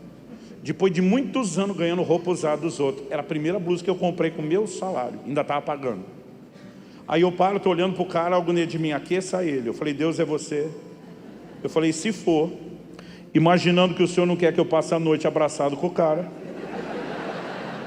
será que o Senhor está pedindo a minha blusa? E aí me deu um desespero. Eu falei, Deus, levou muito tempo para eu ter uma blusa dessa. Daquelas que ainda peguei na promoção. Promoção no setor de inverno. Lembro até hoje. Corri lá, achei o negócio, falei, essa eu consigo parcelar. Eu falei, comigo dura uns 3 anos. Falei, Deus, o cara não toma banho, dorme no chão. 3 dias acabou. Comigo 3 anos, com ele 3 dias. Falei, hoje o senhor olha do céu, só não tem problema. Se eu der para ir daqui 3 dias, 2 estão com frio. Eu queria ir embora, mas algo dentro de mim está aqueça o homem. E eu fico, é Deus ou não é? É Deus ou não é? Mas não teve um coral de anjos, não teve um negocinho espetacular. Eu tinha uma convicção. Falei, só tem um jeito de descobrir. Acordei o cara. Falei, aí, Deus mandou aqui para te aquecer. Arranquei a blusa, dei para ele, pegou, vestiu. Deitou, voltou a dormir, nem obrigado, miserável, me falou. Miserável literal. Eu fiquei com a raiva dele pegar e não agradecer, queria tomar de volta, mas fiquei com nojo de pegar de volta. E eu ficava olhando, dizia, cara, não aconteceu nada, não teve perfume de anjo, não teve nada. Eu só pensava, perdi minha blusa. O que é que eu fiz? Aí eu digo, como é que eu vou saber se isso é de Deus ou não é? Falei, agora já foi. E resolvi ir embora. Quando eu resolvi ir embora e dei os primeiros passos, pela primeira vez na minha vida, o Espírito Santo falou claro comigo. E disse, se você aprender a obedecer esses impulsos no seu coração, eu vou te levar a viver uma vida extraordinária. E são mais de 30 anos vivendo coisas extraordinárias, porque eu aprendi a prestar atenção nesses impulsos. Tem gente que fala, não pastor, eu não consigo ouvir a voz de Deus. Eu digo, todo culto você tem um teste. Quando chega a hora da oferta, 2 vozes vão falar dentro de você. Uma diz, dá nada não. Ou dá essa menorzinha aí da carteira. A outra vai dizer, dá sim, pula para aquela outra maior. Aí outro dia eu estava falando com um irmão, eu falei, considerando que você não deva estar sofrendo do mais alto nível de esquizofrenia, de dupla personalidade. Uma voz falando com você, a gente sabe que é a sua mesmo. E você já sabe qual é a sua, seu avarento. Falei para ele. Eu falei, de quem é a outra voz? Discutindo com você, para você ofertar. Aí ele querendo desconversar, olhou para mim e falou, será que é o diabo? Eu falei, só se ele converteu. Para querer que você oferte. Gente, nós complicamos o que tinha que ser simples. Você chega numa roda de conversa lá do trabalho ou da escola, a turma está contando piada. Aí você chegou, está ouvindo, deu umas risadas, contou umas também, mas daqui a pouco migrou de piada para piada suja. E o problema da piada suja é a sujeira, porque algumas dessas são mais engraçadas que as outras. Aí você está lá rindo, abriu o baú da velha vida, jogou um negócio na mesa também, todo mundo riu, você divertiu, mas quando você sai, dentro de você bateu não só uma tristeza, um desconforto. Você não ouviu uma voz, não teve uma visão, mas é como se tudo estivesse te dizendo, esse não é o seu lugar, você não deveria ter comido aquele lixo e nem contribuído com isso. Quem que está fazendo isso com você? O Espírito Santo. Aí vamos mudar de roda. Você chegou numa roda agora de crente da igreja, mas aqueles crentes da língua bifurcada, que o veneno corre no canto da boca, que se uniram para usar a língua feita um chicote para bater no outro crente que não está presente, se defende, e você está com eles. E o miserável é sem vergonha mesmo, aquele bicho é carnal, deu para pesar a mão, e falou, quando você sai dali, de novo um desconforto. Você não teve uma visão, não ouviu uma voz, mas algo está fortemente sugerindo, você não deveria ter falado assim, de um irmão seu que não estava presente para se defender. Quem que está fazendo isso com você? Só sua consciência? O Espírito Santo. Agora vamos falar de um crente um pouquinho menos carnal, que é aquele que ainda ora. Você está lá no seu quarto, naquele tempo de oração. Aí daqui a pouco você está quebrantado. O momento de quebrantamento da oração é lindo. Meus filhos dizem que eles aprenderam logo cedo que o melhor momento de pedir algo para o papai e a mamãe era depois do tempo com Deus. Diz que a gente estava sempre facinho. Aí está naquele nível de quebrantamento. Você falou, Jesus, pode pedir qualquer coisa. Aí vem algo dentro de você, então perdoa fulano. Fulano não. Gente, se o crente não ouve o Espírito Santo, ele deve ser das criaturas mais malucas que existe. De vez em quando eu falo com alguns, com quem que você está discutindo? Aí aquele negócio se diz, perdoa não. Perdoa fulano. Pensa em quantos bons momentos vocês já tiveram juntos. Lembra disso, daquilo. Aí daqui a pouco você sente que parece estar começando a perder a queda de braço. Você diz, posso até perdoar. Mas aí você quer dificultar, mas vai ter que me mendigando. E aquilo dentro de você perdoa. E você está lá, mas como você é o crente que ora, daqui a pouco você não aguenta, você se vê chorando e diz, tá bom, eu perdoo. Em nome de Jesus, e algo vem, lava a sua alma. Quem foi que fez isso com você? O Espírito Santo. O problema é que nós mistificamos o que é simples, gente. Um dia eu estava ensinando sobre a direção do Espírito Santo numa escola de ministério. Quando terminou a primeira aula, a gente teve um intervalo antes de ir para a segunda, um camarada me procura e falou, pastor, que Deus fala conosco, eu não tenho dúvida, porque está lá na Bíblia. Jesus falou, minhas ovelhas ouvem a minha voz, mas ele falou, tem uma teoria. E eu gosto de colher essas pérolas de sabedoria no meio do povo. Eu falei, qual é a sua teoria? Ele falou, no reino natural não tem gente surda que não ouve? Eu falei, sim. Ele falou, pois é, espiritualmente eu acho que eu sou surdo. Aquilo foi novo, inusitado para mim. Ele falou, não é que Deus não fala, mas eu não ouço. Na hora que ele fala isso, testemunho do Espírito Santo veio dentro de mim. Pergunta para ele, quantas noites já faz que ele vem acordando às 3 da manhã em ponto? Tinha nada a ver com o assunto. Falei, desculpa, eu preciso te fazer uma pergunta. Há quantas noites você já vem acordando às 3 da manhã em ponto? Quando eu falei isso, ele arregalou os olhos e disse, como é que o senhor sabe disso? Falei, só me diga quantas noites. Ele falou, não sei dizer. Faz tempo que está acontecendo. Falei, descreva o que acontece. Falou, pastor, eu tenho um sono pesado. Pesado que o senhor não tem noção, não acordo para nada. Posso tomar 30 litros d'água e dormir, eu não acordo nem para ir no banheiro. Mas já veio esse monte de noite que eu estou acordando todo dia no mesmo horário. Ele falou, não é 2h59 nem 3h01. Eu acordo, olho no relógio, 3 em ponto. Eu falei, e aí? O que acontece? O que você sente a hora que você acorda? Ele falou, pastor, eu sinto vontade de orar. Eu falei, o que você faz? Ele falou, pastor, isso não é hora de orar, eu viro para o lado e durmo. Eu olhei para ele e falei, criatura, seu problema não é surdez espiritual, estupidez espiritual. Foi, tu não tem nem cara que gosta de orar, não acorda nunca, toda madrugada no mesmo horário você está acordando com vontade de orar e não parou para pensar que Deus está te chamando para orar. Ele falou, agora que o senhor está falando isso. Mas sabe qual é o problema? Quando a gente ouvia os pregadores, homens e mulheres de Deus dizer, Deus me disse, a gente imaginava alguém andando por aí ouvindo vozes. E nós precisamos aprender a simplicidade do testemunho interior. Quando eu comecei a entender isso, eu sou da época que não tinha streaming de vídeo como hoje. A gente alugava filme na videolocadora, na finada videolocadora. Às vezes alguém me recomendava, pastor, filmão, hein? Tal, pode ver, tal. Não gostava de arriscar sem uma recomendação para não me arrepender. Mas às vezes eu ia lá, pegava a caixinha e acendia uma luz vermelha dentro de mim, como se algo dissesse, isso não. Todas as vezes na minha vida, sem exceção, que eu desrespeitei esse testemunho interior, eu só me arrependi. E sabe, à medida que você vai percebendo e correspondendo com isso, algo muda. Eu tive uma experiência. Quanto tempo mais eu tenho? Quem me dá mais 10 minutos? 10, 20, 30, 40. Essa sempre funciona. Tá bom já. Eu tive uma experiência em setembro do ano 2000. Eu perdi uma carteira. Precisava achar essa carteira, fazer uma viagem. Deus me deu uma visão espetacular. Eu não costumo ter visões, mas eu vi como fosse um filme de cinema. Exatamente onde e como eu perdi. Eu pulando uma enxurrada ao sair de casa. Usava um sobretudo, que era uma noite muito fria lá em Guarapuava, onde eu morava. E o movimento que eu fiz para pular a enxurrada, eu bato com a perna do lado de dentro, sobretudo. E a carteira, que na época era um capanga grande de couro, da época do finado talão de cheque, cabia ele aberto. Eu vi ela sendo ejetada no filme. Eu já tinha procurado tudo quanto é lugar, não tinha noção. Eu vi ela em câmera lenta.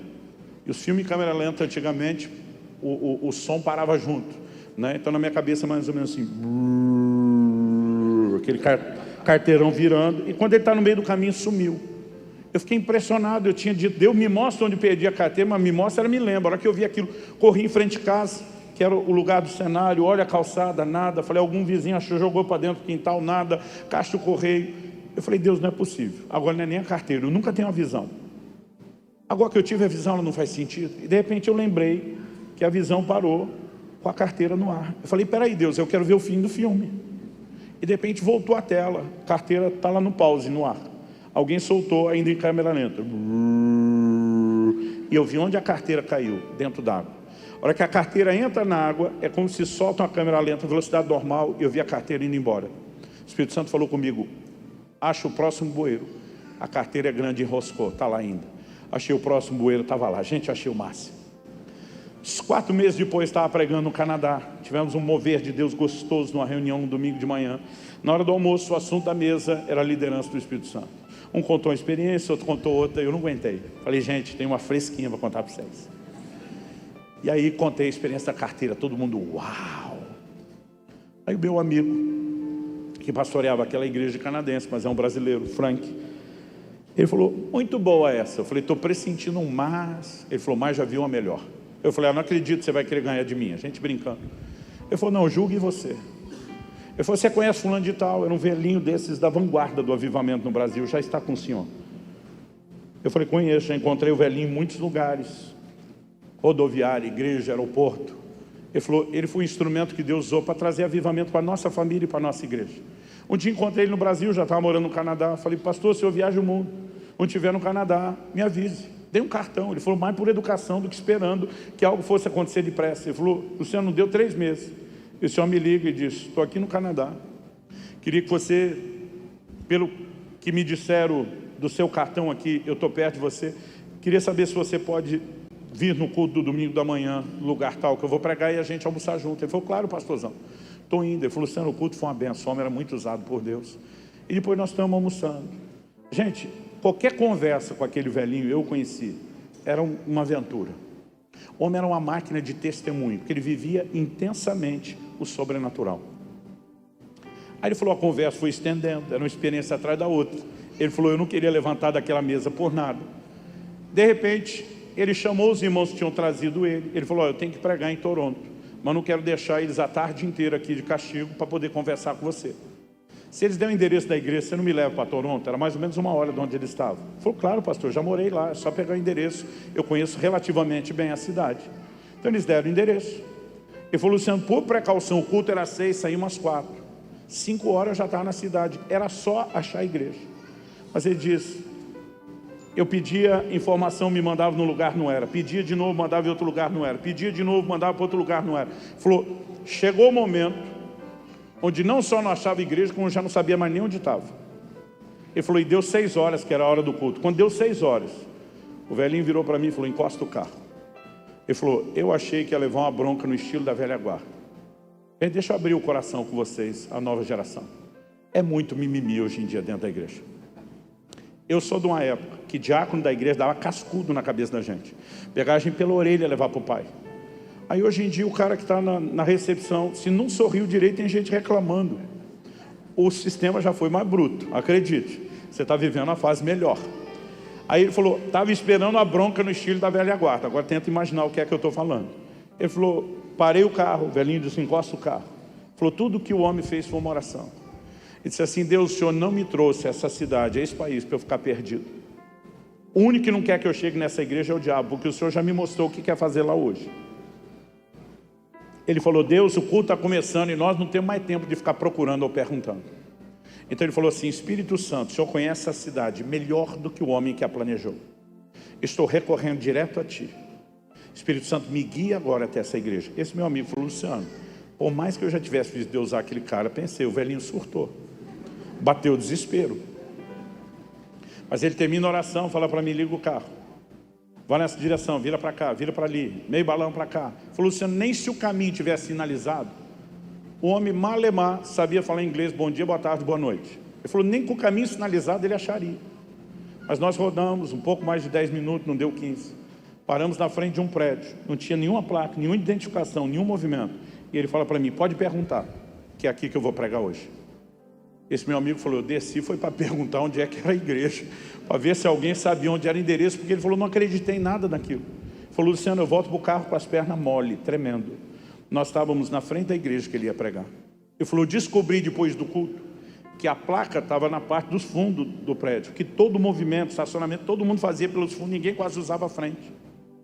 Mas se naquela época houvesse um GPS, teria guiado exatamente ele até aquela porta. Aliás, isso dá um novo sentido à palavra GPS, guiado pelo Espírito. Agora para dar certo o S a gente improvisa, guiado pelo Espírito. Quando eu ouvi aquela história, eu não sei explicar o que aconteceu dentro de mim, mas me bateu um desespero. E a minha oração hoje é que algo parecido possa acontecer com vocês aqui e com quem nos acompanha. E deu um desespero de conhecer melhor o Espírito Santo. Dentro de mim eu falei, Deus, a experiência da carteira foi boa, mas essa aí foi melhor. Alguém outro dia perguntou, pastor, o senhor está numa competição com os outros? Falei, com os outros não, com a minha própria mediocridade. Eu quero entrar cada vez mais fundo. Quando eu vejo alguém que entrou mais fundo, aquilo me inspira, porque Deus não faz acepção de pessoas. Tem mais para todos nós à disposição. O problema é que às vezes a gente se acomoda com menos. E naquele momento começou a me dar um desespero. Eu falei, gente, me perdoa, dá licença. Eu levantei da mesa, eu corri para o quarto da casa onde eu estava hospedado. Eu só lembro passar aquela porta, me jogar de joelho e começar a chorar. Mas era um desespero assim, que era vontade de arrancar os cabelos, coisa da qual me arrependo. Tem coisa que o tempo fará por si. Mas naquele momento eu comecei a dizer: Deus, eu quero conhecer o Espírito Santo, eu quero ser guiado pelo Espírito Santo, eu quero viver a sua liderança, eu quero. Enquanto eu estava ali orando e chorando, eu ouvi uma voz. Eu não sei dizer se ela era externa, se ela era interna, mas foi uma voz nítida e clara falando comigo. A voz citou um pedaço de um versículo, palavras de Jesus: quem é fiel no pouco, será fiel sobre o muito, mas quem é infiel no pouco, será infiel no muito. Eu parei com muito temor quando eu vi aquela voz. Falei: Deus, se é o Senhor falando, o que isso tem a ver com o que eu estou orando? Porque eu não via conexão. A voz diz: tem tudo a ver. E diz: o que está impedindo o grande mover do meu espírito na terra não é o diabo, ele diz: são vocês. O Senhor me diz: o que eu estou falando não é apenas para você. Ele falou: por onde eu te levar, pelo Brasil e pelo mundo, eu quero que você ensine isso. Enquanto vocês não aprenderem a serem fiéis nos pequenos impulsos do meu Espírito Santo, vocês não têm direito de clamar por experiências maiores. E aquilo foi um choque para mim, porque o Senhor me diz: dia a dia, muitos de vocês ignoram e desprezam o testemunho interior do Espírito Santo nas coisas pequenas, mas depois estão clamando por experiências maiores. A fidelidade no pouco os levará a experimentar o muito. E sabe, algo que eu tenho aprendido é prestar atenção no testemunho interior. No ano de 2018 eu fiz um jejum de 40 dias na água. Os pastores amigos souberam, falaram: cara, foi um anjo que apareceu para você, pediu para você fazer uma coisa dessa. Eu falei: não, foi um testemunho interior. Eu um dia estava pregando e eu entendi, eu sabia que naquele ano eu precisava fazer aquele jejum. Eu não ouvi uma voz. Mas sabe, quando você começa a andar no testemunho interior, você começa a ver resultados que comprovam que você não está só doido ou inventando coisa. Você não precisa sair fazendo nada que nem um doido, é só checar o que você tem. E um dia eu entro no escritório de casa e me vem um impulso: liga para fulano, um pastor amigo meu. Nós, os homens, não temos as mesmas habilidades de comunicação que as mulheres, que conseguem ligar sem motivo, interagir socialmente só para dizer: você é importante. Homem precisa de motivo. Eu pensei: ligar para quê? Não tenho nada para falar com ele. Mas aquele negócio dentro de mim: liga, passei a mão no celular e liguei. Quando ele atende do outro lado, ele falou: que surpresa você me ligando. Eu falei para ele: pois sabe que eu estou tão surpreso quanto você, porque nem eu sabia porque eu estava ligando. Mas na hora que eu falei isso, me veio o testemunho interior. Pergunta para ele se ele acabou de orar pedindo uma provisão de 3 mil reais agora. Aí eu entendi a ligação, o propósito da ligação. Falei: por acaso você estava orando antes de eu te ligar, pedindo a Deus uma provisão específica de 3 mil reais? Do outro lado da linha, silêncio. Depois uma voz embargada, emocionada, responde: eu tinha acabado de orar quando o telefone tocou. Eu naquele momento imaginei: o Espírito Santo está querendo me usar para testificar que eu ouvi a oração dele. Aí algo dentro de mim diz: pega o número da conta e transfere. Eu respondo para Deus: quer que eu tenha a ver com isso? Pediu para você, não foi para mim. Mas eu não tenho como negar que ele está liderando o processo. Falei: me dá o número de conta que eu vou transferir os 3 mil.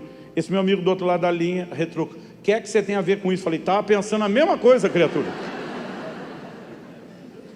Eu falei: eu tinha como saber que você tinha acabado de orar e por quanto você orou? Ele falou: não. Eu falei: a mesma pessoa que me mandou te ligar, que contou isso, mandou transferir, você quer mesmo brigar com ele? Ele falou: anota aí o número de conta. Um dia eu estava contando essa história, um engraçadinho gritou no auditório: liga para mim. Eu não aguentei e falei: vai orar primeiro. Mas sabe, à medida que o tempo passa, gente, é tão gostoso ver a liderança do Espírito Santo. Mas isso é muito mais simples do que parece. Eu e você só precisamos aprender a seguir isso. É quando você está lá assistindo televisão, trocando de canal e para onde não deveria, e tem algo dentro de você dizendo: vaza, corre daí. Esse testemunho tem que ser obedecido. É quando você fala com o seu cônjuge, com seus filhos ou com seus pais de uma forma que não deveria, e algo dentro de você diz: não é assim que você deve se conduzir. São nesses momentos que a gente tem que fazer uma escolha do nosso orgulho ou de simplesmente atender e dizer: é verdade. E à medida que eu e você aprendemos a obedecer a voz, cada vez que você tentar pisar fora do caminho, diz: não desvia para a direita, não desvia para a esquerda, esse é o caminho, ande nele. Se eu e você aprendemos a absorver a água da chuva, o investimento, a corresponder dia a dia, nós vamos entender que o selo do Espírito, essa garantia, ela se revela no ambiente de relacionamento e de interação.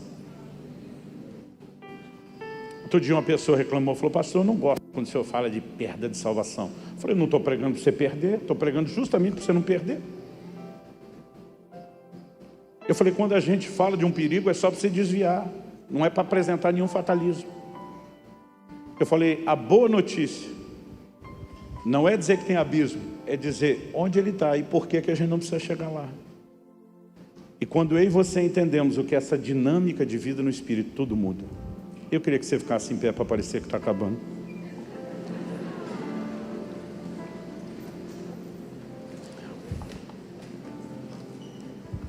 Anos atrás eu estava falando sobre isso numa igreja. E um amigo me apresentou um livro, falou: você já leu esse livro? Até então não, foi ele que me deu. O título do livro é O Deus Esquecido. O autor é Francis Chan, um pastor da Califórnia. Ele fala sobre o Espírito Santo e como ele é negligenciado na doutrina cristã. Ele falou: em outras palavras, o cara está falando algo parecido com você. Eu dei uma olhada na contracapa e tinha um comentário do autor que dizia assim: se eu fosse Satanás e meu objetivo final fosse frustrar os propósitos de Deus e o seu reino, uma das minhas principais estratégias seria levar os frequentadores de igreja a ignorar o Espírito Santo. O entendimento que eu tinha dessa doutrina, eu pensei: pois se eu fosse o diabo, e eu quero deixar claro que eu não sou, eu faria a mesma coisa, porque se isso é tão vital e central no relacionamento, talvez não haja um lugar mais estratégico a ser atacado. Quando a Bíblia fala sobre não entristecer o Espírito Santo, nós precisamos entender o quão sério é isso, sobre não apagá-lo. Um dia alguém falou: pastor, eu não entendo, o Espírito Santo é mais importante que Jesus? Eu falei: de onde você está tirando isso? Porque se o que cremos da Trindade são 3 pessoas, ao mesmo tempo é um só Deus.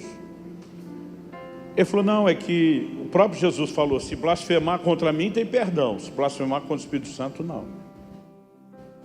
Eu falei: talvez você entendeu errado avaliando a importância de contra quem blasfema. Falei: talvez o que você deixou de ver é uma outra verdade. Se você blasfema contra Jesus, você ainda tem o Espírito Santo lutando para te conduzir ao arrependimento. Mas se você afasta o Espírito Santo, que é o único que poderia te levar ao arrependimento, aí, meu amigo, a coisa bagunçou. Um dia desse alguém falou: não, o senhor supervaloriza o Espírito Santo. Eu falei: aprendi com Jesus. Quando Jesus diz: eu não vou deixar vocês só, eu vou enviar um Consolador, eu pensava em João 14 que o Espírito Santo era uma espécie de estepe. Já que ele está indo embora, para não ficar sem nada, ele vai mandar alguém mais ou menos. Quando você chega em João 16, Jesus dá um outro tom. Jesus diz assim: convém-vos que eu vá, porque se eu não for, o Consolador não vem. A ordem aqui é completamente diferente. Jesus não está dizendo: o Espírito Santo vem porque eu estou indo. Ele está dizendo: eu tenho que ir, porque se eu não for, o Espírito Santo não vem. Jesus está dizendo: eu tenho que sair de cena para que ele entre.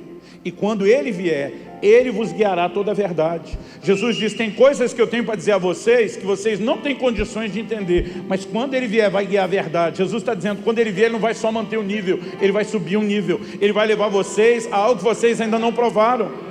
Gente, segundo aos Coríntios 3, a nova aliança é chamada de um ministério do Espírito. É Ele que nos transforma de glória em glória na imagem do Senhor. Se nós não entendemos a proeminência da obra do Espírito Santo, nós vamos ficar brincando de igreja e de evangelho. Mas se nós entendemos o que é relacionar-se com Ele, o que é entregar-se a Ele, o que é ser cheio do Espírito Santo, o que é viver a sua liderança, tudo muda. E eu não vim aqui hoje para te apontar o dedo. Eu não vim aqui para te colocar debaixo de culpa ou condenação se você não tem sido sensível à liderança dele. Eu vim para te dizer que o Deus que ama você e que não quer abrir mão de um relacionamento muito melhor, Ele vai lutar até que você entenda. Ele está te chamando o tempo todo, dizendo: tem mais, tem águas profundas, você não precisa se contentar no raso. E nessa noite eu creio que Deus quer que a gente saia daqui não só com orientação, não só com ensino. Eu creio que Ele quer trazer um toque especial. Alguns que talvez ainda não foram cheios, batizados no Espírito Santo, talvez vão experimentar isso aqui agora, talvez nos acompanhando pela internet nesse momento. Alguns de vocês talvez faz tempo que não sabem nem o que é mais orar em outras línguas, vão ser renovados, visitados por Deus. Eu não sei o que é que Deus vai fazer, mas nos próximos minutos eu quero que você se esqueça de tudo e de todos, e que você apenas diga: Espírito Santo, eu preciso de você. Alguns precisam se arrepender, porque eles estão entristecendo o Espírito Santo com certa frequência. Mas ninguém de nós vai sair daqui debaixo de culpa ou condenação. Se houver necessidade de arrependimento, nós vamos fazer isso. Vamos nos colocar debaixo do sangue de Jesus. Vamos ser não só perdoados, mas restaurados. Vamos retomar o relacionamento e permitir que Ele nos leve às águas profundas. Começa a falar com Deus aí onde você está, do seu jeito, da sua maneira, na sua linguagem. Enquanto os músicos ministram, eu vou pedir que você não cante com eles. Eu quero que você ore. Apenas se renda. Deixa que o Espírito Santo de Deus te envolva hoje. Espírito Santo, vem sobre nós. Espírito Santo, envolve-nos. Espírito Santo, toca-nos. Cumpre aquilo que o Pai predeterminou no seu conselho para esse tempo, para essa hora. Sopra teu fôlego de vida. Eu oro que seja uma noite de restauração, uma noite de recomeço, uma noite de um novo entendimento, uma noite de resposta diferenciada. Vem sobre nós, Espírito Santo.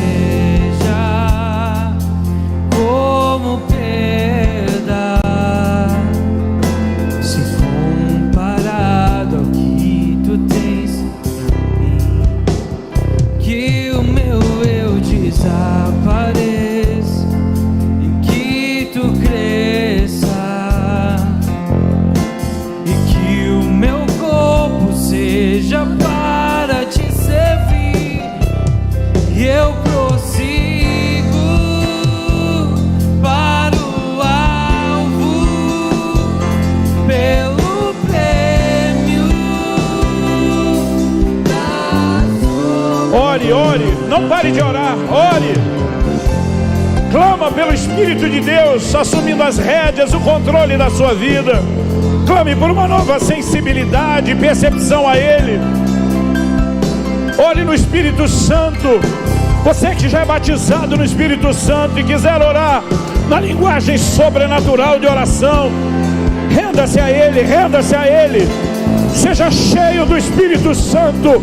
Seja cheia do Espírito Santo hoje, em nome de Jesus.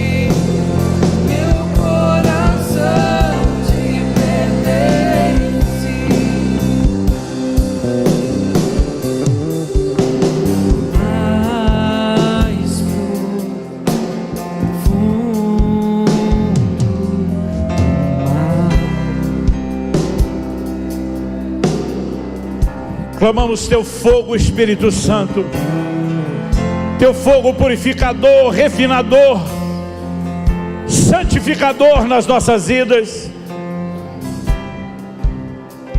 Clamamos pelo teu fôlego de vida soprando em nós.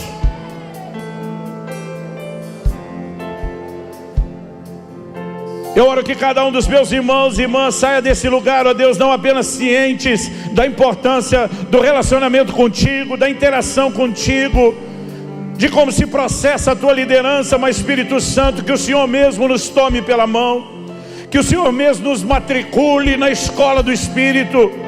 Nós queremos aprender de Ti, contigo,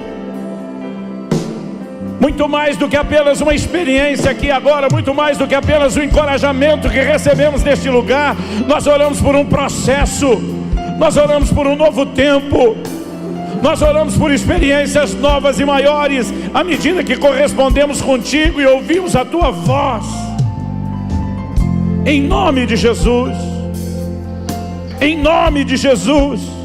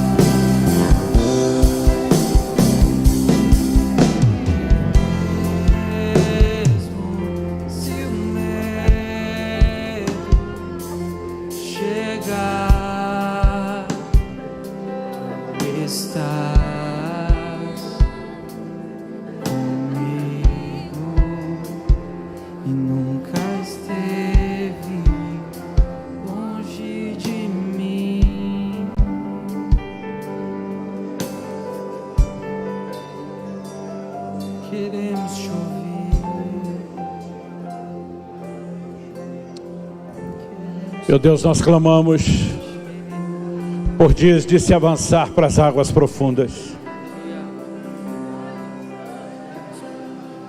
Eu sei que o Senhor veio para nos fazer entender que precisamos de mais do que experiências, mas elas também têm a sua importância, e nós oramos por experiências novas e maiores. Porém clamamos que mais do que experiências, possamos crescer no relacionamento, possamos ter a capacidade de desenvolver sensibilidade, receptividade à sua voz e à sua liderança, ao seu testemunho interior. Queremos ser fiéis no pouco, de modo a ser promovidos para o muito. Nos arrependemos das muitas vezes, Espírito Santo, em que te entristecemos, em que fomos indiferentes, em que endurecemos o nosso coração, mesmo sabendo que a tua palavra diz: se hoje ouvides a sua voz, não endureça o coração. O que mostra que o lugar onde o Senhor fala é o coração e não necessariamente o ouvido. Mas ao mesmo tempo em que nos arrependemos e clamamos e recebemos pela fé o teu perdão, nós também te manifestamos gratidão pelo teu intenso amor, pela tua capacidade de não desistir de nós, pelo contrário, lutar para extrair o melhor nesse relacionamento, pela certeza de que aquele que começou a boa obra vai completá-la até o dia de Cristo Jesus, e de que teu Espírito seguirá nos transformando de glória em glória na imagem do Senhor. Nós te bendizemos por essa tão preciosa dádiva do Espírito Santo, e queremos cultivar um novo nível de intimidade e relacionamento. E clamamos graça e favor para entender e colocar em prática essas verdades, Senhor. Nós clamamos em nome de Jesus. Em nome de Jesus. E para a glória de Deus. Se você crê e concorda, diga amém. Se você recebe essa palavra, diga eu recebo em nome de Jesus. Muito obrigado pela sua paciência. É impossível esgotar um assunto extenso desse, mas ao mesmo tempo eu queria tentar deixar o mínimo possível de pontas soltas, doutrinariamente falando, e mesmo em termos práticos. E eu tenho certeza que você tem muito material para ruminar. Foi um prazer servi-los da mesa do Senhor, do pão sagrado da palavra de Deus. Os que tiverem interesse nos materiais, né? Lembrando aquilo, a Bíblia diz: ao que muito colheu não sobrou, ao que pouco colheu não faltou. Se você não pode, nós estamos dispostos a ajudar o preço para te abençoar. Se você pode, nos ajude a abençoar então outros. Se você pode levar mais do que o que você precisa, leve mais livros para dar de presente. Que Deus abençoe ricamente vocês. Para aqueles que quiserem e puderem, né, participar do evento semana que vem, orvalho.com/eventos. Gente, nós não cobramos para pregar a palavra de Deus. Precisamos de inscrição por causa de lugares limitados. Precisamos de um fio de interesse para atrair os fominhas que querem ouvir muito tempo a palavra, que não venham por outro motivo. Precisamos de subsídio para os materiais que entregamos por 1/3 do preço. E aí, mesmo entregando por 1/3 do preço, custeamos tudo para não gerar nenhum tipo de despesa às igrejas. Então só queria deixar claro o nosso coração, né, em relação a eventos como esse, que são bilhetados por um valor pequeno, mas onde a gente dá o triplo do valor em material, tá bom? Deus abençoe. Obrigado, Thelma. Alguém tem que tomar de mim esse microfone e encerrar essa reunião.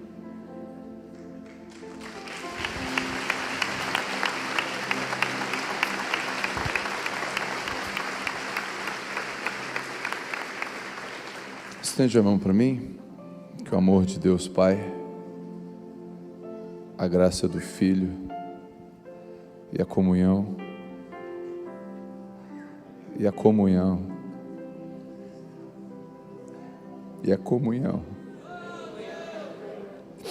com o Espírito Santo esteja com todos os santos. Amém. Deus te abençoe.